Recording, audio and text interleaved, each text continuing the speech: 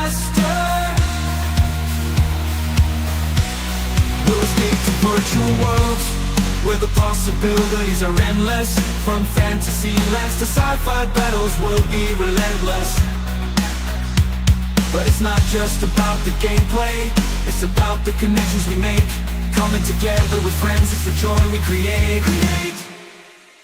I'm Mr. Gaming Counselor, here to spread the cheer. Join me on this adventure, where gaming wipes away the tears. We'll level up in life, with every high score we achieve. Come game out with me, and together we'll achieve happiness in our way. Won't fall the pain, but it doesn't have to stay that way. That goofy counselor going to show us the way. I'm the gaming counselor, here to save the day, promoting self-care in my own special way. With a mouse to control in hand and a headset on my head, I'll guide you through life. It's a game I'm learning to master. We'll escape to virtual worlds where the possibilities are.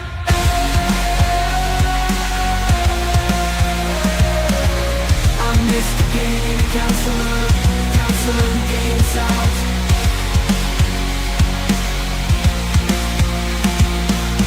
I'm the gaming counselor, the counselor who games out.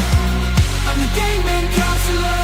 It's not just about the gameplay, it's about connections we make. Coming together with friends, it's the joy we create.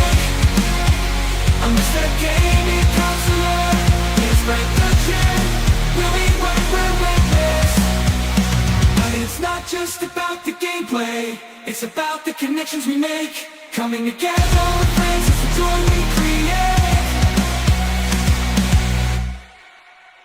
I'm Mr. Gaming Counselor, here to spread the cheer. Join me on this adventure, where gaming wipes away the tears. We'll level up in life, with every high score we achieve. Come game out with me, and together we'll achieve happiness in our way. I'm the gaming counselor, the counselor who games out. I'm the gaming counselor. It's not just about the gameplay, it's about connections we make. Coming together with friends, it's the joy we create. I'm Mr. Gaming Counselor, here to spread the cheer. We'll be where we're best. But it's not just about the gameplay, it's about the connections we make. Coming together with friends, it's the joy we create. I'm Mr. Gaming Counselor, here to spread the cheer. Hey. Hold on. I need to make... I have the American flag in my background. Hold on. Yeah, I need to take that. America. Which one is it? Is this one? Okay, there we go. Then I gotta fix this the background, whatever this is. There we go. That's just I need to do a new background. Oh, there we go. Cool. All right. Very nice indeed. What's up? We got Outsider. Yo, what's up? I know we're gonna have some back-to-back streams, so you guys get to see me. Tomorrow will be, I have already bought Black Flag. Oh my God, I almost said something else. Black Flag. I've got to say that slow. Flag, LFAG, the flag.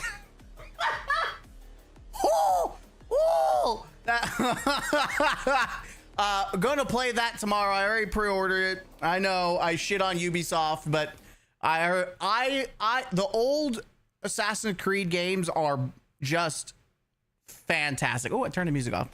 Are just fantastic, and I never actually I played the intro of Black Flag on 360 and then just never played it again. So it's actually going to be like a brand new game for me it's the second time buying it. I think I gave it to my best friend. I gave it to someone. I gave him a copy, and then they gave me a copy of a game. So it was a trade. So I didn't waste technically any money. I traded it off, you know, tradesies. Remember when you could do that with physical discs? Wow. It's almost like if you buy a game and it's dog shit, you could just trade it to someone else who actually enjoys it and get a different game. Wow. Oh, no, wrong one. There you go. There it is. There's the wow. Okay, I gotta raise this up because I keep bumping into it. But that's the plan. And then I have to see if TennoCon is having a live stream. Big Tenno. When is TennoCon live stream event? If it's on Saturday, then Saturday is definitely TennoCon. Okay, so it takes place on July 10th and July 11th. The main digital event and key panels for the game is on the second day, Saturday. So Friday, either we're gonna do Warframe or we're gonna do more Black Flag. Actually, no, Pow World. We're doing Plow. It's Friday AM. No, I already looked it up. TennoCon, the digital main event is on Saturday. But I'm going to be playing. So tomorrow's Black Flag. Friday is Pow World 1.0. And then Saturday is TennoCon, where I will be live streaming that in combination with Warframe. I'm going to be farming Ducats. Like, I'm going to have I'm gonna have to just figure out how I want to do it, but I think what we're gonna do is like a small screen in the corner of me playing Warframe, and it's gonna be Warframe all Saturday. All Saturday is Warframe, and then Sunday I rest. There is a sexy Warframe jersey that I want. It's very limited in stock. Could you only get it at the TennoCon, or is it something on their website? Out during TennoCon. Oh, is it so it's not on the website? You can't get it from the website? I'm letting a little more people come in and we're gonna start because we got some bits of news. We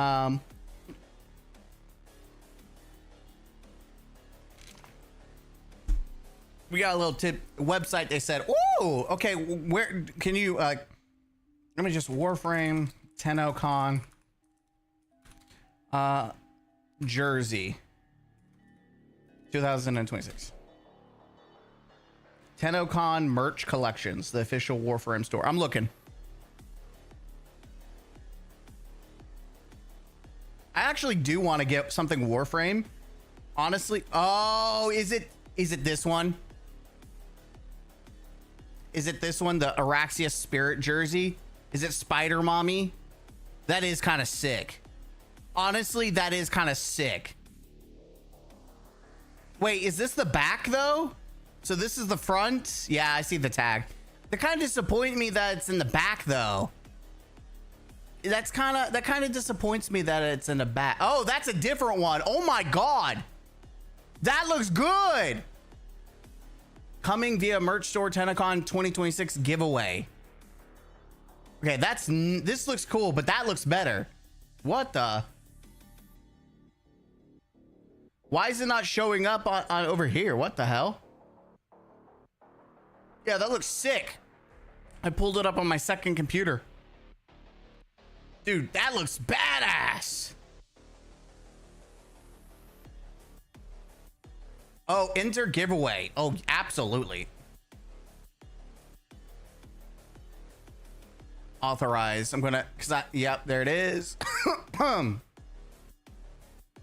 already follow on Twitch. Visit TennoCon website. Oh, I gotta do this. Oh, I don't remember what my primary account number, like. Oh. I believe it's, no, it doesn't like it. Come on, baby. Don't be scared. Fudge. Hold on. You got me on we're on a side journey, chat. We're on a side journey. I've been put on a side journey. I have to log into my account and I use this app. By the way, anyone the summer sale's going on? Any goodies that you bought, chat? Any goodies in the summer sale that you got? Any good deals? Any good deals? I did not partake in the deals. Everything I wanted was it's like full price. Any good deals out there? Anyone got those deals? What's out there that's worth looking and dealing?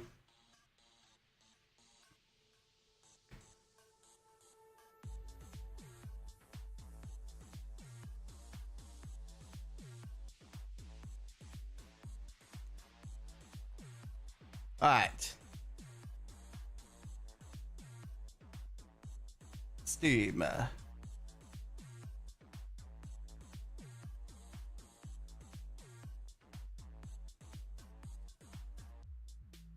right.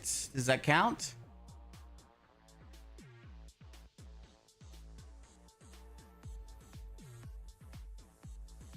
I thought I already followed on Twitch. Do I not follow them? I thought okay, I don't know why I don't follow them. All right, so continue, check. I'm doing the giveaway. Enter the giveaway, check. Visit, I don't have a Blue Sky, fuck that. Yeah, I don't do blue, I don't want it. Okay, well, I'm not doing Instagram either. Unfortunate, so I got wait, wait, what? It gave me an Instagram. Okay, maybe I don't have to.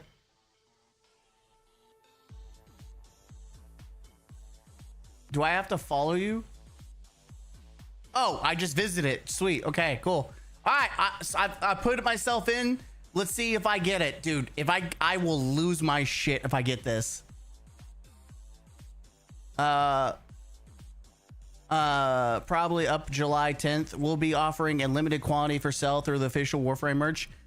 How expensive do you think it's gonna be?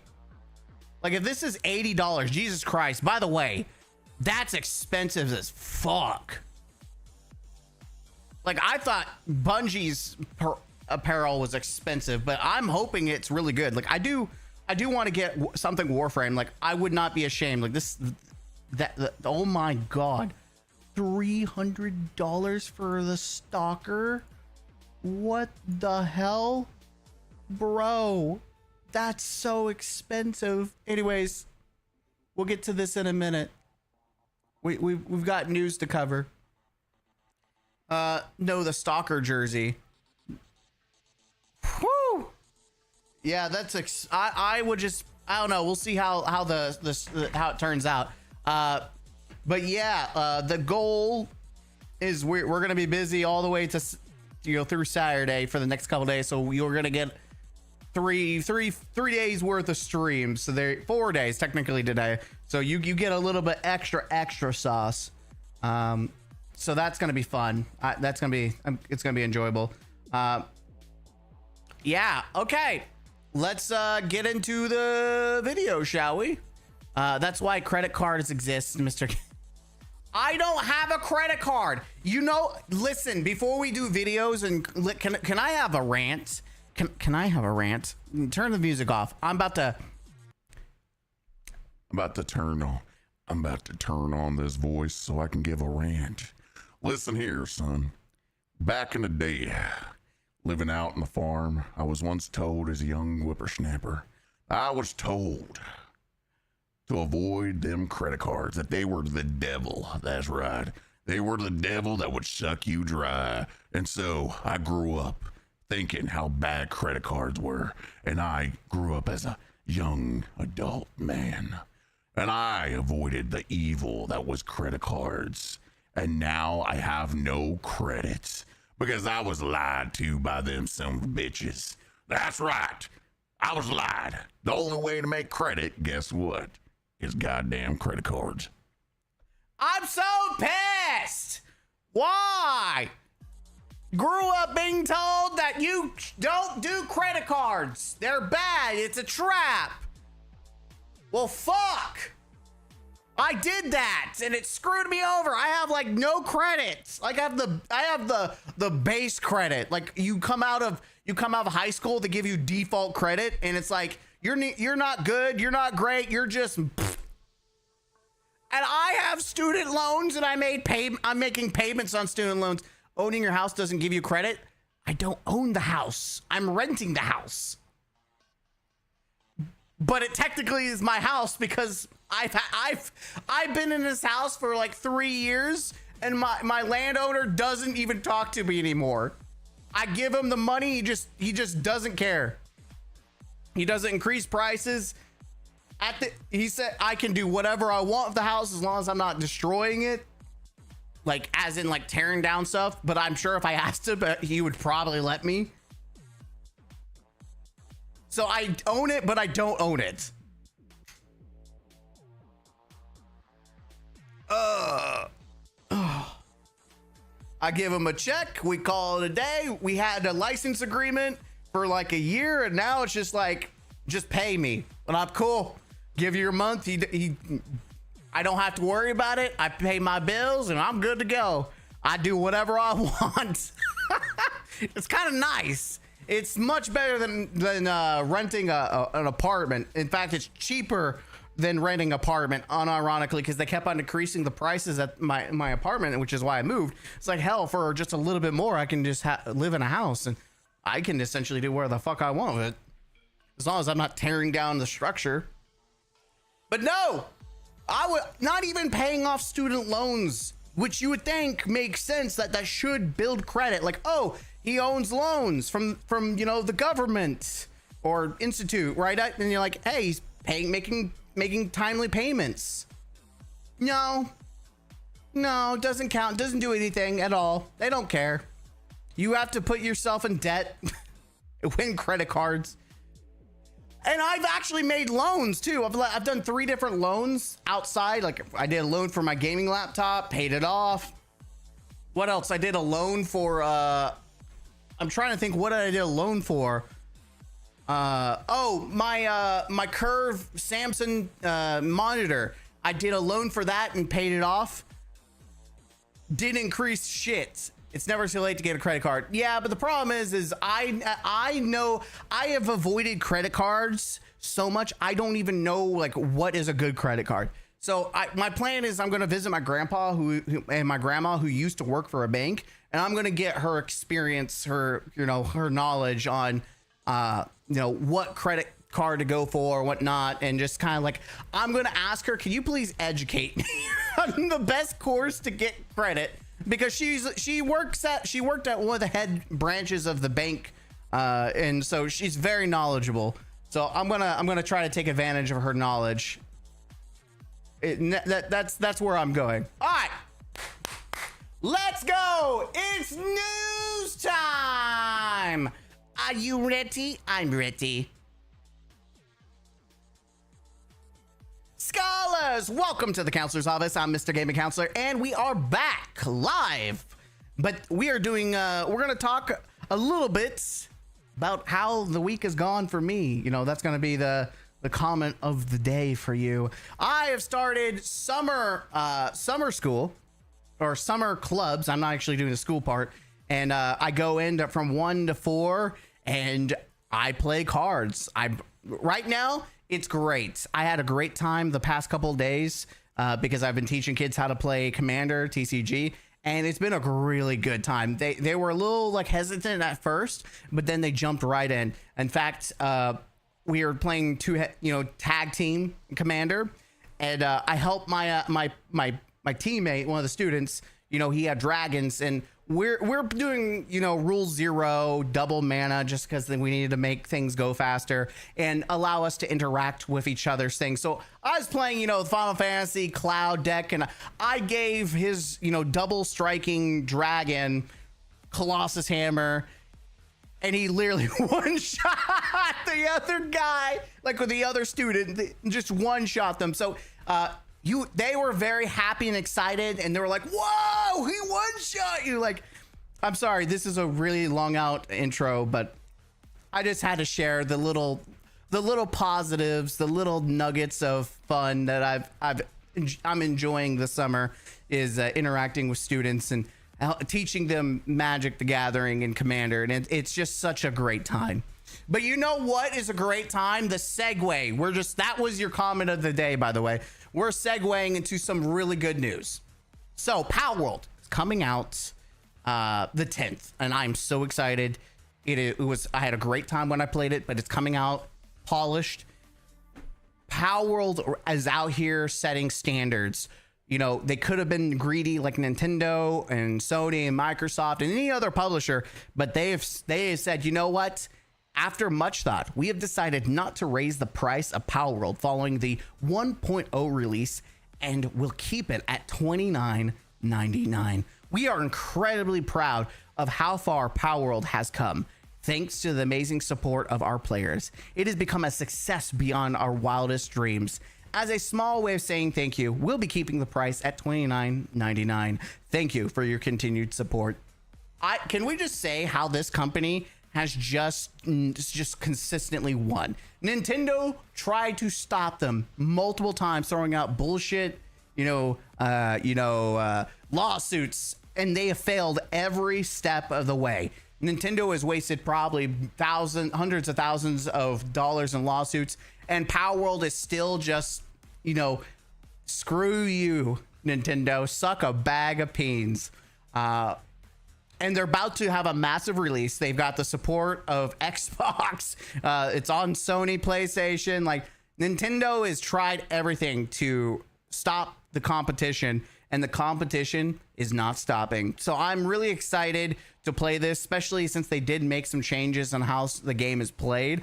I'm going to come in like it's a brand new game outside of the basics. So I'm really excited to play and enjoy this game. Absolutely WWW. And they're popping off, right? They're popping off. Let's see what some people are saying in the retweets. The way I'm going to hyperfixate is unlike anything you've seen. How I prepped, got a bed in my office, budgeted takeout money, and finishing meal prep today. Told my husband the only way to reach me is to come to the room or to play with me. My friends all remembered when Palworld first dropped. I played for 32 hours straight, so they are prepared to. Opening up a server for my community to play with me and a second one for my friends to play with me. By the way, if you play Palworld, sound off in the comments section down below. Would you be interested in doing a community server? If I figure out how to if I open one up, I don't know how to do necessarily right now, but is that something that you are interested in if you play Palworld? Just something, let's spice the game up a little bit, right? Have a little fun. Got a Steam Deck so I can still grind before bed when I go back to sleeping in my room. Yeah, the fact that you're going to be able to play this on the Steam Deck, like, I'm going to do that because I could play it on the fly too, which is going to be sick. Common Palworld W. Comment. Okay, the game rock's been counting down the days to July 10th for weeks. How can anyone call them shady at this point? Just for this, I'm buying another copy.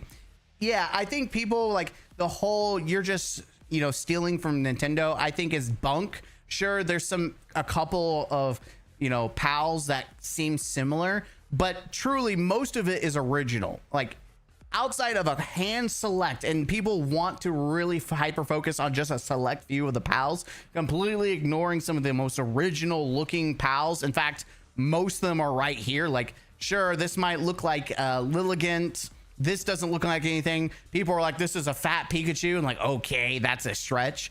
None of these look like anything that's in Pokemon. This could be what, Staraptor or the American Berg, I forget what it's called, like, maybe. But there are so many different pals that it's like, yeah. And last I checked, Pokemon doesn't have guns, so, and it's also more of a survival game than it is anything else.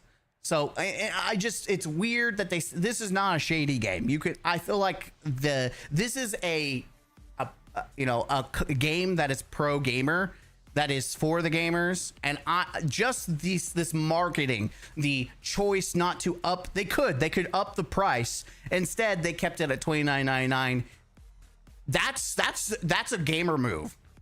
Like, that's not, they're not being greedy. They're not trying to, get as much money as possible. They are focusing on delivering a good experience. And they've been working, like, last I checked, nothing in this updates that they've been cranking out has cost money. You buy the game, you get all these updates, you're going to get Power World 1.0 for free. If you bought it like me already, you're getting it for free. So that's like, Sony could never. Microsoft could never. W Power Worlds and devs. Most people in this day and age don't have the money or want to spend $89 to $100. While I understand making back the cost of creation upkeep, I have seen more indie devs charge less for a game and give more updates than a corpo dev. Exactly. And that's the thing. You are seeing more of these indie style games kick the absolute ass of Microsoft, Sony, and even Nintendo. Like, Nintendo's getting their ass clapped. When it comes to Pokemon, like, Pokemon is dog shit compared to Power World. I love Pokemon. The older games, listen, I think the older games can absolutely demolish Power World in that regard for the experience that I enjoy. But when it comes to the new Pokemon, even like Pokemon ZA, dog shit compared to Power World, because it's all it is a city simulator. It had its charms and its moments. I had some fun with it. I tried to have fun with it, but it's nothing compared to the older games, and it's dog shit compared to Power World. If you hate Power World because it has similar designs to Pokemon, consider this. A lot of smaller games get their start at something that feels like another game. They grow and evolve, and things change drastically. New monsters look completely original. Yeah, like most of the creatures in the game look different. The pals look different. I wish more gaming companies acted like this. But that's not it. That's not it, ladies and gentlemen. That's not the only news that we have for Power World. We also have an update from Power World about mods and 1.0. Thank you to the amazing Power World modding community for their continued creativity and dedication to making fun mods for all to play. Power World 1.0 introduces major changes to the game's underlying systems, and we confirmed that mods installed before the update can cause issues during gameplay if left installed. To avoid any issues, we recommend temporarily removing all installed mods before updating the game. For a full details, look at that. When reinstalling mods after the update, we recommend checking each mod's 1.0 compatibility status and testing them one at a time. It may take some time for mods to be updated for 1.0, so we kindly ask for your patience and understanding. To the modding community, Power World has always welcomed mods, and this will remain unchanged after 1.0. Damn, shitting on Nintendo's breakfast, because Nintendo hates mods. They hate you modding their games. They hate you making fan-made games. They hate you doing anything with their IP. Completely, they're like, hey, we love it. Thank you for doing it. Nintendo's like, cease and desist. What's that? You made a fan-made, mod? No, you can't do that. It's free, and no, you can't do that. Fuck you. What's that? You jailbroke your Switch to mod a game you actually paid for? No, fuck you. You can't do that. Cease and desist that. It's like, what do you mean? What do you mean? So, it's nice to see such pro gamer moves from these indie devs, and they are indie comparative to other, AAA titles such as Nintendo. It's been about 2.5 years since we started early access, and we're truly grateful to everyone in the community. We look forward to continuing to make Power World even better with your help. We have just one day to go until Power World 1.0, and we hope you are all excited for our biggest update yet. Thank you for your continued support. What a W. Absolute crazy. Today, Power World released a recommendation. They also informed the mod support will continue, but this is a preventive action because many mods will be updated. Only one day. Please, Power World, just add proximity chat and my life is yours. That would be cool.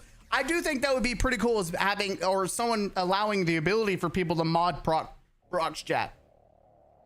I just want to know, can I keep putting 2 of oil in 1? I don't know what that means. I don't know what any of these means. Can we talk about how supportive Power World is there to the community? Take notes, other games. Yeah, I'm going to have to look at Power World as another example, along with Warframe and Digital Extremes, when it comes to good pro gaming, mentality. Things that benefit the gamers. I want to see more of this, and I want to reward this. Like, if they said, hey, we're gonna add microtransactions as like, you know, decorate your pals with like hats and shit like that. If there's ways to earn it naturally in game with some additions, like if there's a balance, I'd be okay with it. The game's cheap. They're allowing you to mod, which means you could technically circumvent, you know, the microtransactions and mod your characters your way anyways. But if they put in some micro skins, I would buy some out just to support them. Absolutely, I would do that. I would support them. Tried looking up mods for Power because I want to set up some kind of randomizer for launch on Friday. Do not look up Power World mods. Oh no. Oh no. No. Power World has a built-in randomizer. We added it a while back. What? Yo! You can do a randomizer? Ah, I'm doing a community post. I'm gonna do a community vote. Do we do a randomizer? Oh my God, that would be sick. I think that would be better than like, because you might have to wait to get to different locations. If it's completely randomized, oh my God, that's sick. You could have like a legendary just at the very beginning. I want to do a randomizer so bad now. That's sick. Holy, what?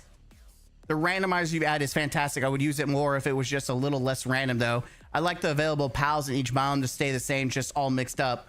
I don't really want a level 1 Astagon at the starting point. I just want to mix things up a tiny bit. I mean, I don't care. I'm like, the idea of getting an Astagon at level 1, like a big beefy, I'm all for it. What a W, bro. I didn't even know they did that. Like, we're gonna have to look at the patch notes just to see. Stumbling onto Gunnar mods. Another pocket pair W. Yeah, dude. Oh, wow. I'm excited, man.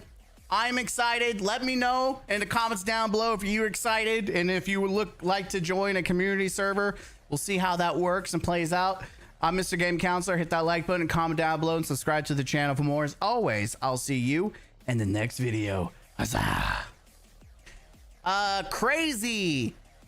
Good morning or good evening. Don't know what time you have right now. It's about 10 o'clock p.m. I love your soundboard. The effects are peak. Oh, you like them? I sometimes have to remind myself what I have. Oh, baby, a triple. I forgot about this. Oh, yeah. I don't use it often. I need to use that one. Deny. That one would go well with a lot of like when I talk, you know, react to people. Denied. Tactical nuke incoming!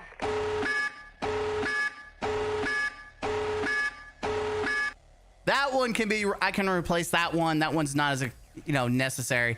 Let's get ready to rumble!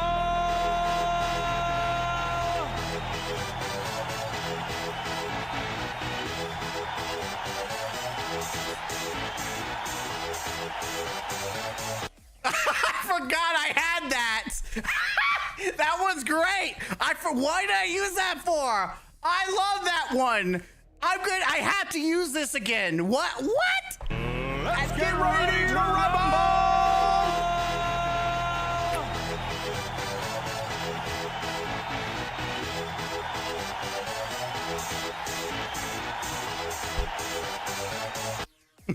It's so good. I don't know why I love that. Then of course we have the good old. What am I supposed to do for you? What? I love that one. And then my favorite. This is my favorite soundboard effect.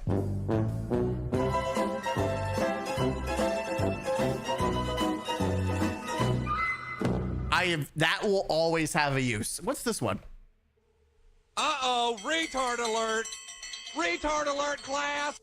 Okay, I forgot about that one. What's up, TTV? What's up? What's up? What's up? We are just got done doing react to Power World.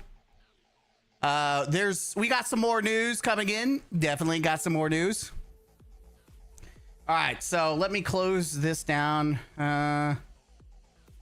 I'm just gonna make sure I'm trying to do better about removing things from my bookmarks because I have so many, man. Space Jam, perfect for marathon Steam numbers fights. Oh my God, you make a great point. Oh my God, because we do have something to talk about. Not necessarily about that, but we do got something. We got some stuff, okay? But we do want to react to some marathon. Just not at this moment. Now, we do have something.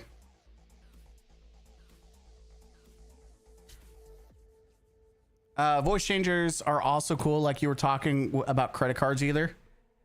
Oh, you mean, oh, that's the wrong one. No, this is the right one. You mean when, little Jimmy was told one day, I think that's the wrong voice. That's right. Little Jimmy was told that if he used credit cards, he'd be selling his soul to the devil. That's right. Listen here, I reckon that was the biggest goddamn lie I've ever been told. You hear me? That's right. Uh-huh. The only thing you need in life is beer and titties. I want to use that voice in a game. Like, I think the next time marathon is free, I'm just going to walk around and do that. Whenever there's a free weekend of marathon, I'm just going to use that voice changer and just be annoying as fuck. I'm just going to say, you know what? I'm going to BM everyone and just say, forget playing. I'm just going to be an annoying asshole. That's going to be my content, is just annoy everyone. All right. Next video. Let's do this.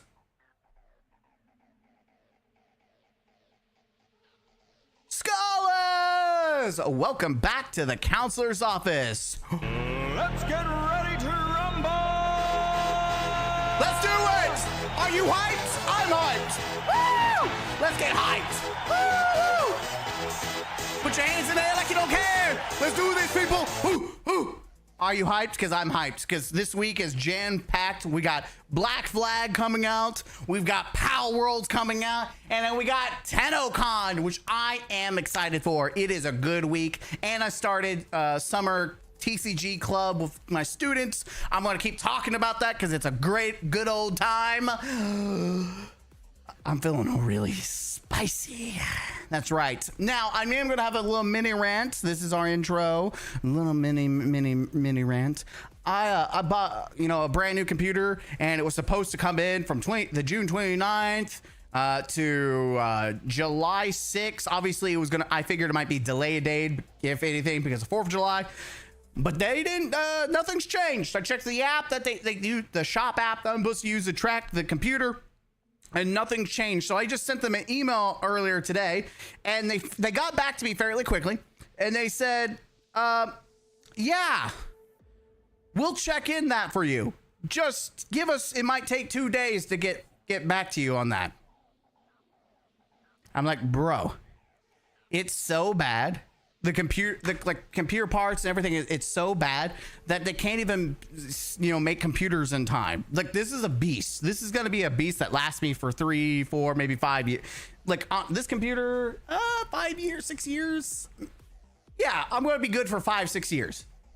I even have like extra 2 terabyte Samsung solid state RAM. So I'm going to have like a total 6, not RAM, solid state hard drive.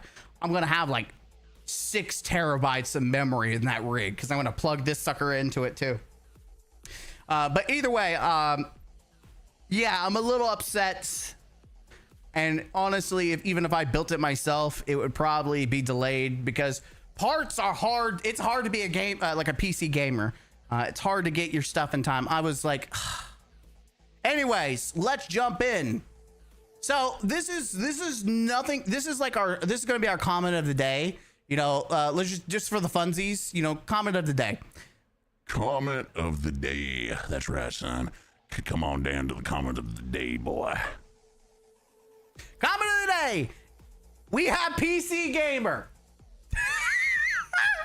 Has nothing to do with the video outside. We are talking about Bungie and Destiny today. Players prove Destiny 2 can still produce wonders with discovery of Poopy Pants Transmog. And even DMG posted, oh God. This is like Reddit tier shit posting. Why is a professional a gaming journalist making an article about you know things have to be bad, that they're making an article about how people are making themselves look like they have shit pants in Destiny? Like, first off, why is that even a thing? Two, why are professional journalists writing about it? This is like Reddit tier levels of like, let's talk. Hey guys, it's almost like that the Root of Nightmares Warlock Bond. They call it the Bondusi, because it looked like a Badusi, if you know what I mean. I don't think. You know what? I have to say, I believe Paul Tassi did make an article about that. But it's Paul Tassi. I'm not surprised. He talks about everything Bungie, Destiny related. But PC Gamer, this is wow. I'm not actually clicking on the article, but it's just the comment of the day. Anyways, let's go to the topic. The topic is Christopher Barrett has settled his $200 million lawsuit against Bungie and Sony, securing game director credits on Marathon. First off, let's look at his original post. He obviously locked it. So Christopher Barrett, we'll get to like the story in a minute, but like the general gist of it, after a long chapter, I'm happy to share this update. Thank you to everyone who supported me along the way. Update on my lawsuit. I am pleased to share that Sony, Bungie, and I have reached an agreement to resolve the lawsuit. The outcome is one I'm very satisfied with, and I am grateful to everyone who stood by me. Closing this chapter allows me to focus my attention on what's next in my gaming journey, and I look forward to what lies ahead. Below is the parties' joint statement. So this is everyone making the statement. The litigation between Sony Interactive Entertainment, Bungie, and Christopher Barrett has been settled. For 25 years, Mr. Barrett contributed to some of Bungie's most successful games. Mr. Barrett was the original game director for Marathon, and his name has been added to the game's credit to reflect that.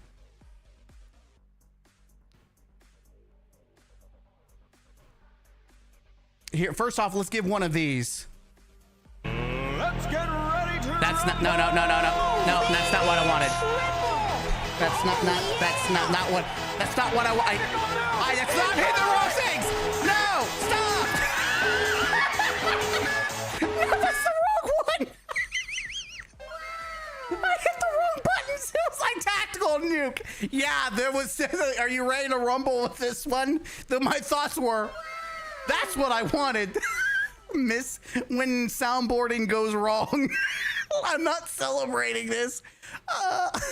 Imagine getting your name on a dying game that was also being blamed for the downfall of Bungie and is severely hated by most gamers in the gaming industry.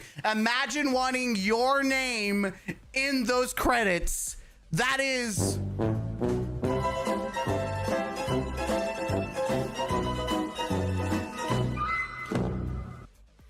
what the actual hell?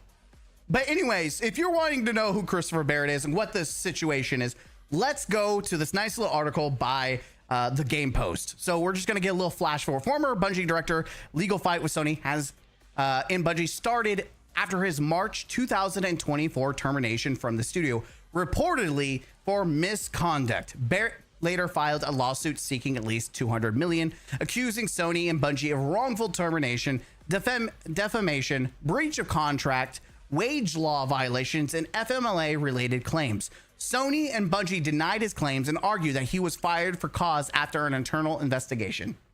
The lawsuit went through several major turns after it was first filed. In December 2025, the Delaware Court of Chancery dismissed the case for lack of jurisdiction, meaning the court did not rule on who was right or wrong. Barrett was Barrett then refiled the lawsuit in Delaware Superior Court in January 2026 and requested a 12-person jury trial. That is very notable that this is not a judge. This is someone, these are multiple people listening on to this conversation, which is something to note when we talk about, you know, some of the other situations that it led to this, right? Chris Barrett confirms Sony and Bungie lawsuit settlement. You know, he shared all this, yada, yada, yada. That's the last part. It's one of the biggest pieces of update. When Marathon launched earlier this year, the credits for the game didn't include Barrett's name anywhere. Don't know why you would want it. Anyways, the settlement also comes during a rough period for Bungie. Recently, Sony confirmed a new reduction in Bungie's workforce, affecting a significant number of employees. Okay, so they're not going to mention it. So let's roll back. When we talk about why he was laid off for reported misconduct, are they going to link it? Okay, so here we go. Bungie veteran fired after inappropriate behavior towards female employees. Let's see. According to a report, at least 8 female employees came forward reporting that Barrett had made them feel uncomfortable and behaved inappropriately toward them. The investigation revealed that Barrett had called lower level female employees attractive, asked them to play truth or dare, and made references to his wealth and power within the studio, suggesting he could help advance their careers. Messages reviewed by Schreier showed Barrett sending flirtatious texts to female employees and a request to hang out with them. In response to the allegations, Barrett apologized for making some employees feel uncomfortable, while also stating that he has always conducted himself with integrity and been respectful and supportive of my colleagues, many of whom I consider my closest friends, he said. I never understood my communication to be unwanted and would have never thought they could possibly have made anyone feel uncomfortable. If anyone ever felt that way about their interaction with me, I'm truly sorry. Just before we continue, I just want to call something out. As someone who's like has a master's degree in psychology and dealing with like, you know, learning about abuse and just understanding the balance of power in relationships, the reason why they did not say anything was out of fear, because you have power. Like there's a role dominance. You don't want to, you know, shake the boat with someone who could fire you. It's the same thing why people who are, you know, assaulted are afraid to come out. There's a power imbalance. There's fear of being, you know, attacked in having more harm done to them. And that's kind of like what the fear was. Bungie's parent company, Sony, wouldn't comment on Barrett's case specifically, but told Bloomberg that it takes all complaints of misconduct very seriously. And they did. They got rid of him. He went bye-bye. So that's very important that there was a 12-person jury and they came to a deal. Now, just to be clear here, there are several things that we need to point out from this statement. One, we have reached an agreement to resolve the lawsuit. This means that they resolved it not from the jurors. This was not resolved by the judge or the 12-person jury. This was straight up an agreement that they decided to solve, because if it was the court that decided, it would have been stated that the court came to this conclusion, but they came together to make this agreement. 2, nowhere in the statement, and this is very important because remember, there were claims, and we've seen there was actually text messages that were revealed, like a whole laundry list of all the text messages and the things that were put in the court case. And many people look at the court case and all the evidence. Weird, unhinged shit, which I would have thought, yes, it is not okay for leaders to be talking or interacting with, you know, employees like this. You know, some of them very, not even flirtatious, very sexual, very creepy. Like, what the hell, dude? Overstepping your boundaries, you know, having that power imbalance, fucked up. Nothing in this joint statement, this statement right here, relieves Barrett of these claims. Nothing in this statement says those accusations were wrong.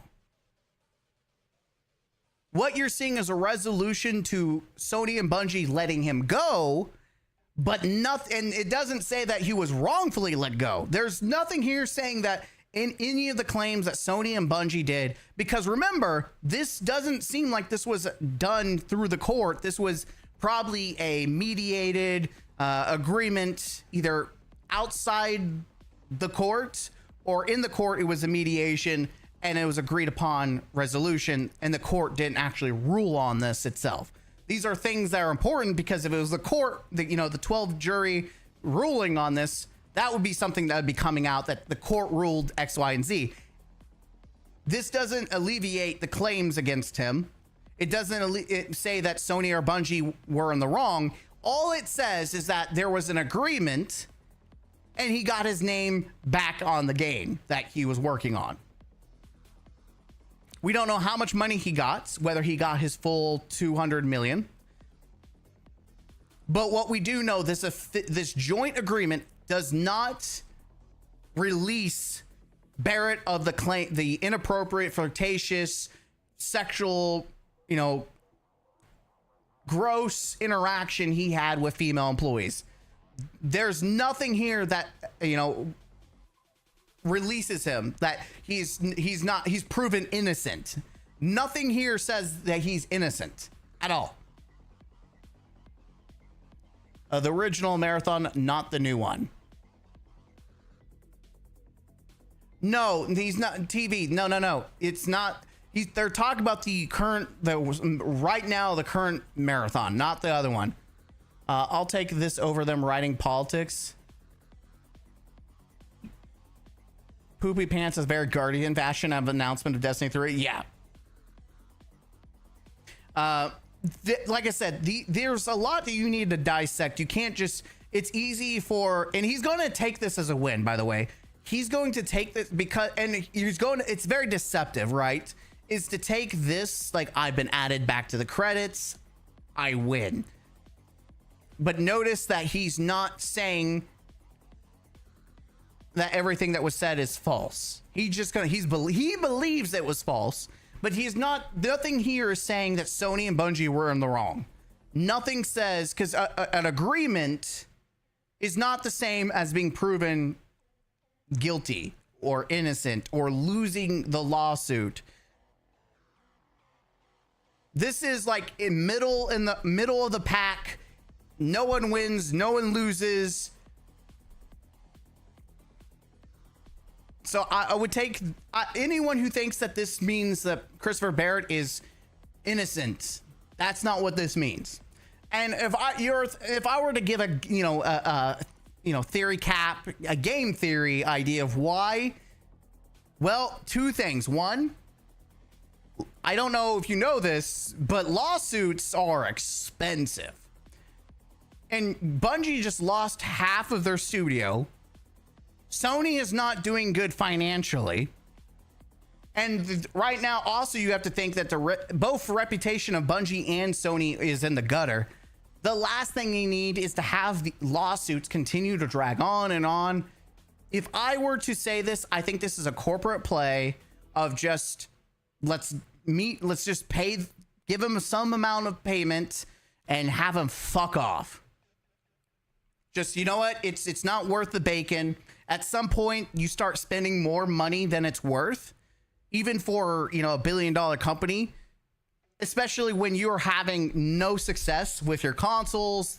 People aren't, like, we've seen how things are going for Sony right now. It's bad. People are unsubscribing to their, subscriptions. They're not buying games. It's hitting the shitter. So this seems like a very corporate play of, we just need to get out of this. Because also, something else to be noted, Sony is now in another lawsuit for a monopoly, that people are suing them for creating a monopoly for their games. That's a whole different situation. If I'm Sony, it'd be cheaper to pay someone off and move on, especially if I'm losing money and multiple lawsuits are just not going to be good for your reputation, and just also for, you know, paying court fees and lawyer fees. And it's easier to just bite the bullet and move on. So anyways, let's see how people are reacting to this news. The Barrett lawsuit has been settled. No specific disclosed other than he'll be added to the marathon credits. Imagine being so proud of having your name somewhere it has no right to be. Reminds me of that time he tried forcing 8 women to do something they didn't want. I still think it's really funny. It's actually poetic. Christopher Barrett, possibly one of the slimiest people, you know, but they now have credit in one of the worst games in the gaming industry, you know, right there in the same line as Concord. So yeah, I think it's very fitting, to be honest. Heartwarming. Sexual predator receives millions of dollars. An absolute disgrace freak now has his name immortalized in Marathon. It's poetic. The guy out here sexually harassing his employees gets his name added back to the game and gets paid for doing so. What a fucking joke. You're a scumbag. I need Hogue Law to give me a read on this, because it feels like Barrett got the bag, which in turn feels like it was either looking like he would win, or it would expose something that Sony do not want out there. That's something that's also big.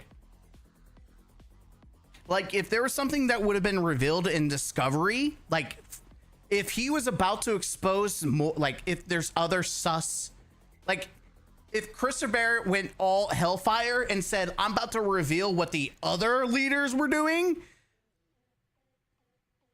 we might have actually got like some sauce. I didn't think about that. If they didn't want things coming out in Discovery, because that would, like, you wouldn't have to, you know, you could prove like, hey, why did I get fired when these leaders did even shittier things and they're allowed to stay on the payroll? Because then you could argue that you were targeted, and it would lean to him. Even if you think he's a shitty person, if he could point like, this person did some heinous shit and they're still on the job, why did I get targeted for this? Well, then he probably will win that case, because then you can argue that he was, you know, unfairly fired compared to what other people were. Like, man, I think there is so many skeletons in Bungie. I think there's so many skeletons. Like, I feel like you could make like a little, you know, I want to say Ghostbusters, but like documentary of like haunted bodies in Bungie. +1 reasons why people hate Marathon. Yep.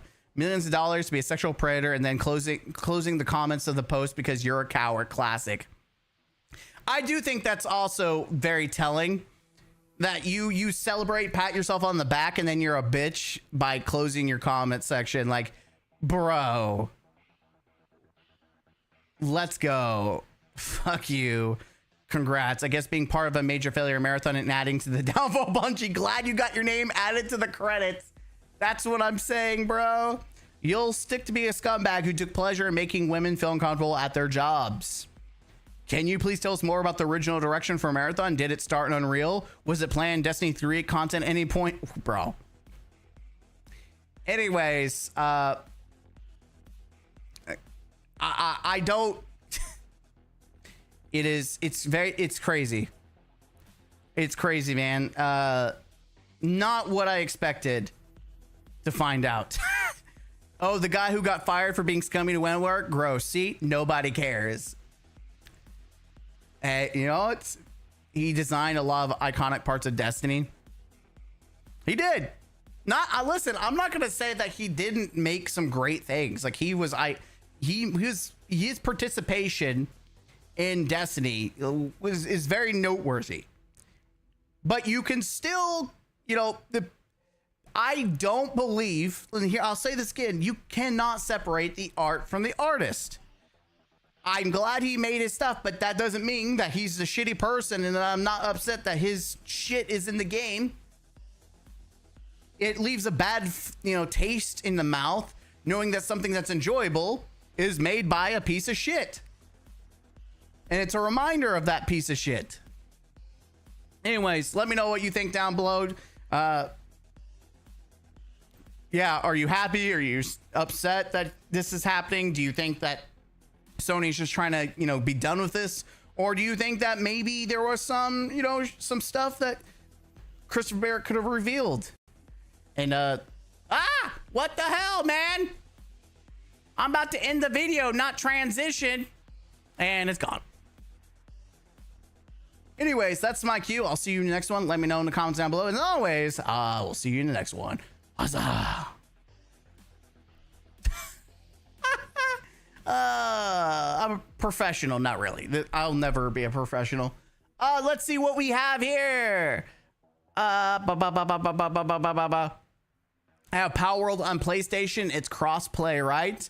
I have no idea. I've never played with anyone, so that would be first with Power World. There is a Peter Carcon raid that made too. I'll take this over them writing about politics. That was made too. Yeah, so we'll get to, you're jumping ahead of the game, okay? You're just jumping ahead on me. I already have stuff pulled to the side. Okay. Okay. Okay. I already have some stuff pulled to the side. Okay. Okay. All right, give me 2 seconds. I gotta check my phone. I got a message.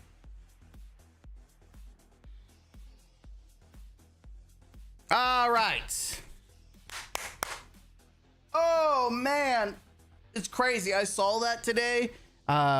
Getting ready for work. From like 1:15 to like 1:45, we're allowed. The kids are like in the gym while we're getting prepared for our clubs. And so I went to my office, my actual office that I usually go, work at. And I have we have a side room, and that's where I keep all my TCG stuff. And so I'm like getting all the Pokemon cards gathered together. I'm trying to, I have like a cart, and I'm trying to organize it with I got Magic the Gathering in the middle, Pokemon on the top. So I'm organizing, I'm going through I'm on Twitter, and I see this. I'm like, no shot that Christopher Barrett got the bag. My dude got the bag after all that. I was like, well, I know what I gotta talk about later. We gotta talk about Christopher Barrett getting the bag. Goes to show that playing Truth or Dare with your female colleagues will get you the bag.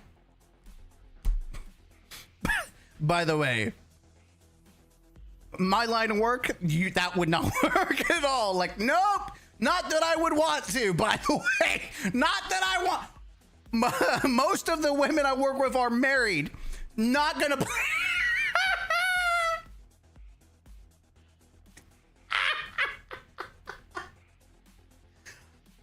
I just had the thought of going some of my colleagues that I work with and asking them to play. Yeah, you want to play Truth or Dare?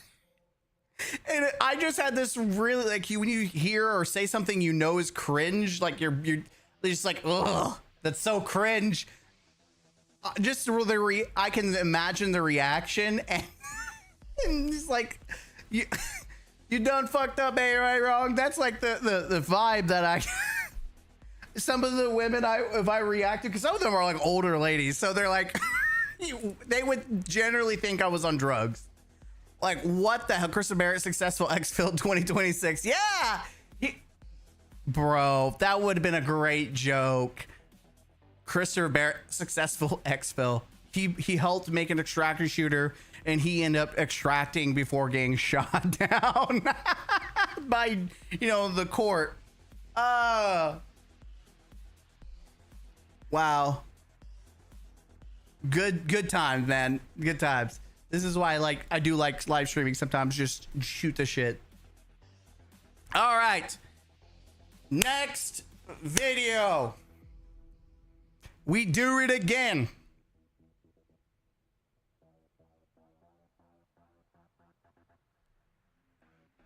So I wanted to make this video a little extra spicy, but I'm going to be 100. I'm too lazy. I'm too lazy to get dressed up, in the cosplay as Pete Grossman, who is, if you don't know and you're new to the channel, I recommend you go look at my Brutally Honest reviews.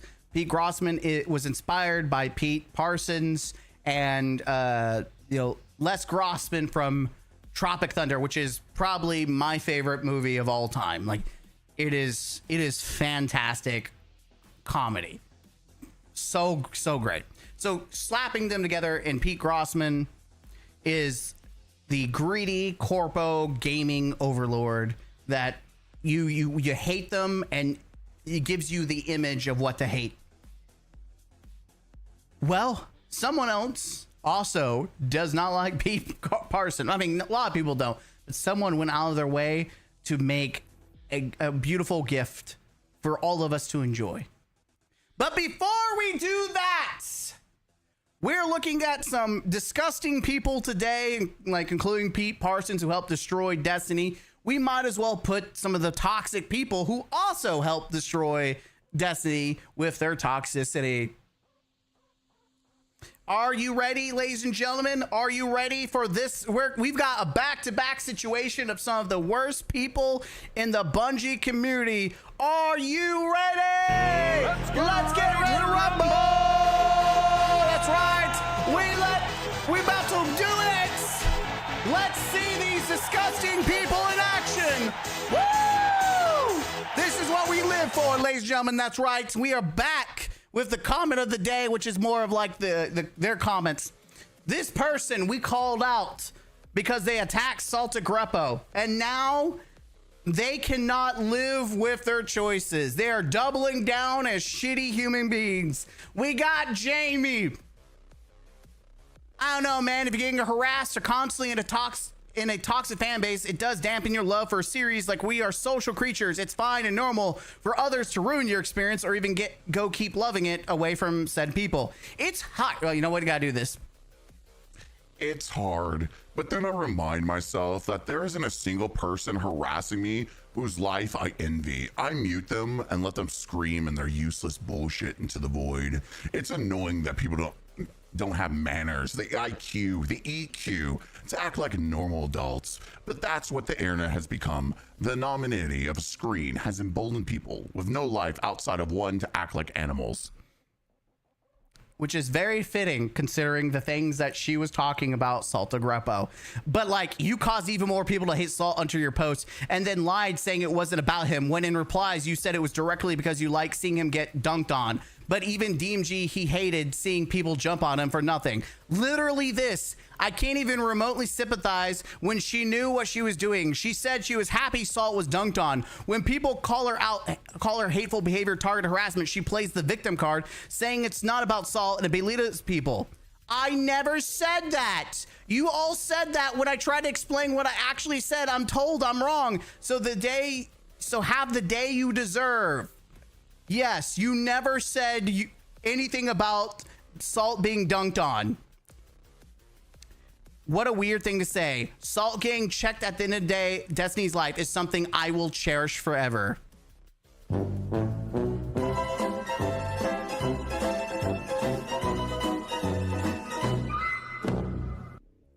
I never said that.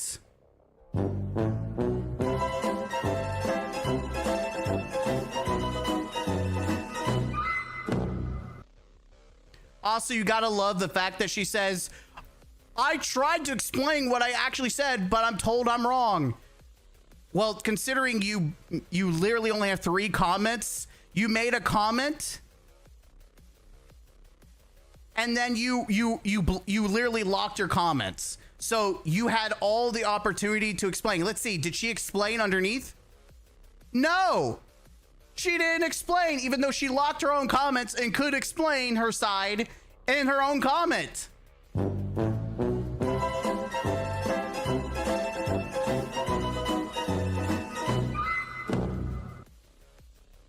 You can't make this up. These people are so freaking stupid.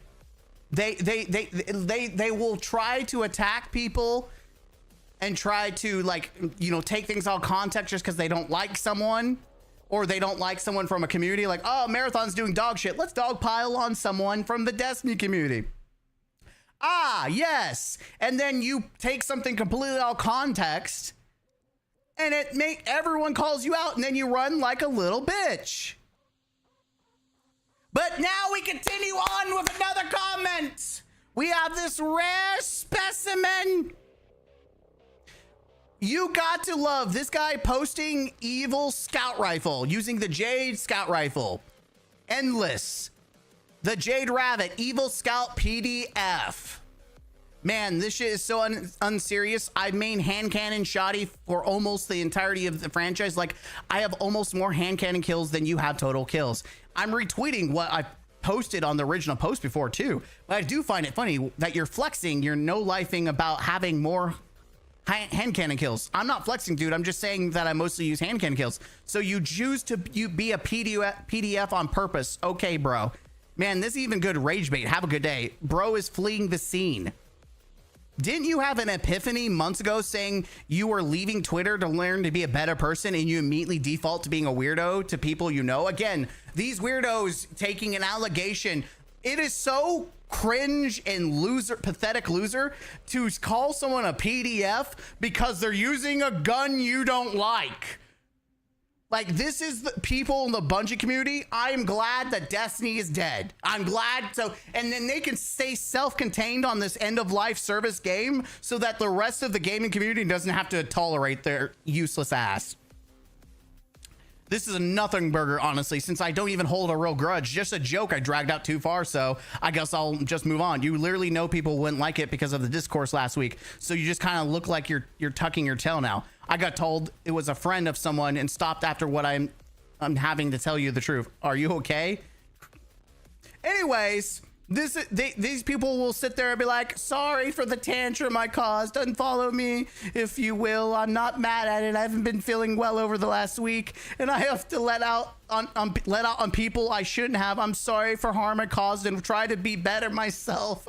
I'm gonna take the next week or break to stop behaving like I did because I believe the problem is me on this platform. I'm building an ego that I don't want, but subconsciously building up. I will only post my edits here from now on top, but I will can't even spell holy shit. Stay away from replying and quarter because it's making me feel mentally unwell.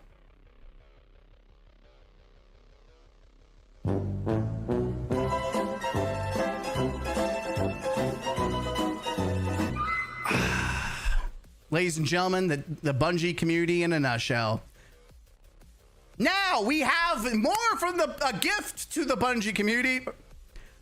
We have a video game created specifically by Pete Carson's. That's again, Pete Grossman is mine. Pete Carson's is another parody of Pete Parsons, and it is taken to a beautiful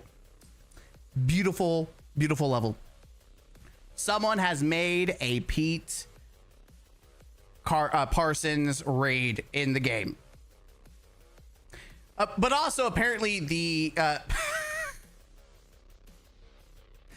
got our boy Pete Carson's. Apparently the account that had Pete Parsons and it was called Pete Carson's and actually linked to everything apparently was removed by, I don't know who. Someone reported the account and was removed. I'm thinking it's because it was a cop. Like, it doesn't make sense because Elon Musk has had a bunch of dummy accounts that have his picture and they weren't removed. So I don't know if it was Pete Parsons that had it removed or if it was a bunch of people reporting them. I don't know. I don't know what happened, but Pete Carson's got removed from Twitter. However, you can still go to the link, and we're going to do that, ladies and gentlemen. We're going to go down. We're going to click on PeteCarsons.com. We're going to go through this journey together. I have no idea what to expect. This is going to be interesting.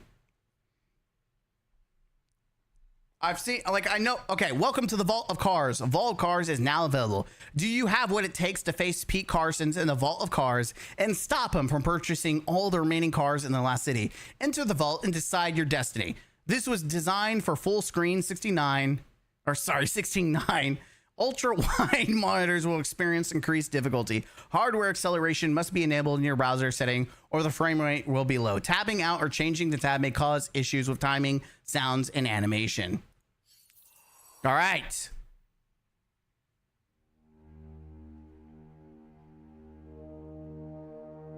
Destiny, the final car. No way, bro. The final car. What are the options? Master volume. Okay. Here we go. The final car. Here we go. The final car. Oh, the vault cars. The Gorgons begin to engrave time. We meet at last. Guardian, you think this is your day? You're right. It is your day.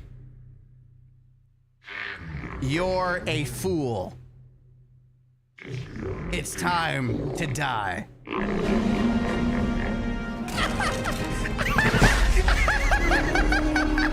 Pete Carson's destroyer of Guardians. What is this? Oh, the tomatoes. Oh, gotta go. I'm just gonna... Let's go, baby. Make your own fate. Guardians make their own fate, bitches. Take that, Ferrari, bitch. Who's your daddy? Yeah, get fucked. Yeah, get fucked. You wish you could handle this, son. Look at these throws. I'm a god. I'm a legend. I'm a goddamn legend. Look at this shit. Hell yeah. Oh, I'm getting those yellow bars. Those yellow bars are thick. Those yellow bars are thick, dude. Holy the bankrupt expert. Bad decision. Holy crap. Woo! Get it going. Get it, go, go, go, go, go, go, go. All right. R2. Throw. Nova bomb. You got the bubble? I got the bubble. Get the relic. Guys, get the relic. Get the relic. Hurry. Get it. The relic. No. Relic. The relic, guys. Guys. The relic. Oh, ow, that hurts. Holy crap. What the heck? Wait, did I die? Wait, teleported. Wait, what's happening? I'm on Mars? We're on Mars. Okay. Well, I got oracles.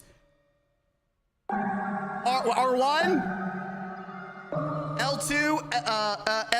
L3.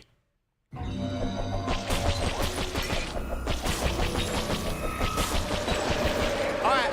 I got it. Don't worry, guys. I got this. R1, R2, L3. Yeah, okay. Okay.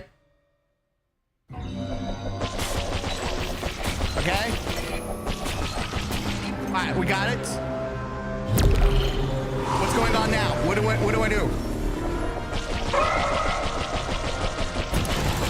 Holy shit!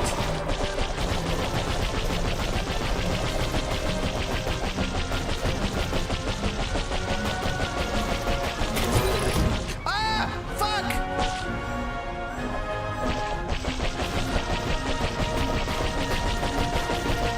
Dude, you know what's...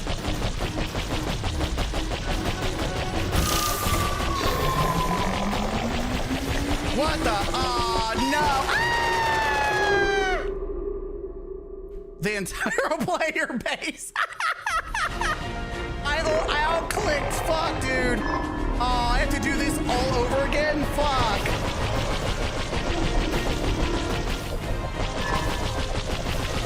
Can I just make like an auto-clicker for this?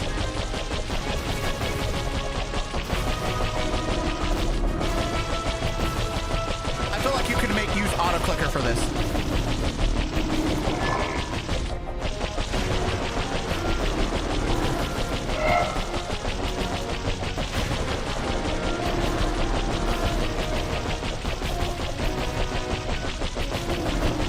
just hurts my finger.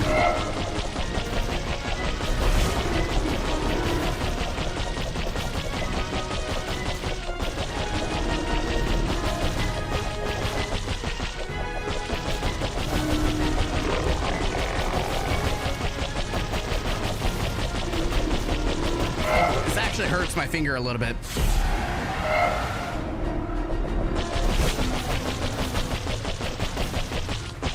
Oh, damn it. I keep dragging my mouse.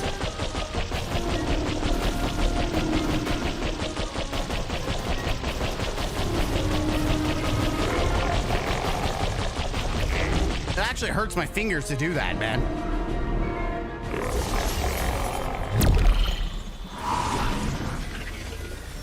Actually hurts. Like, I'm trying to move my mouse closer. That way I don't jack this up. But it's hard, dude. It's actually hard. You can tell I don't play mobile games. You can absolutely tell I don't like mobile clickers.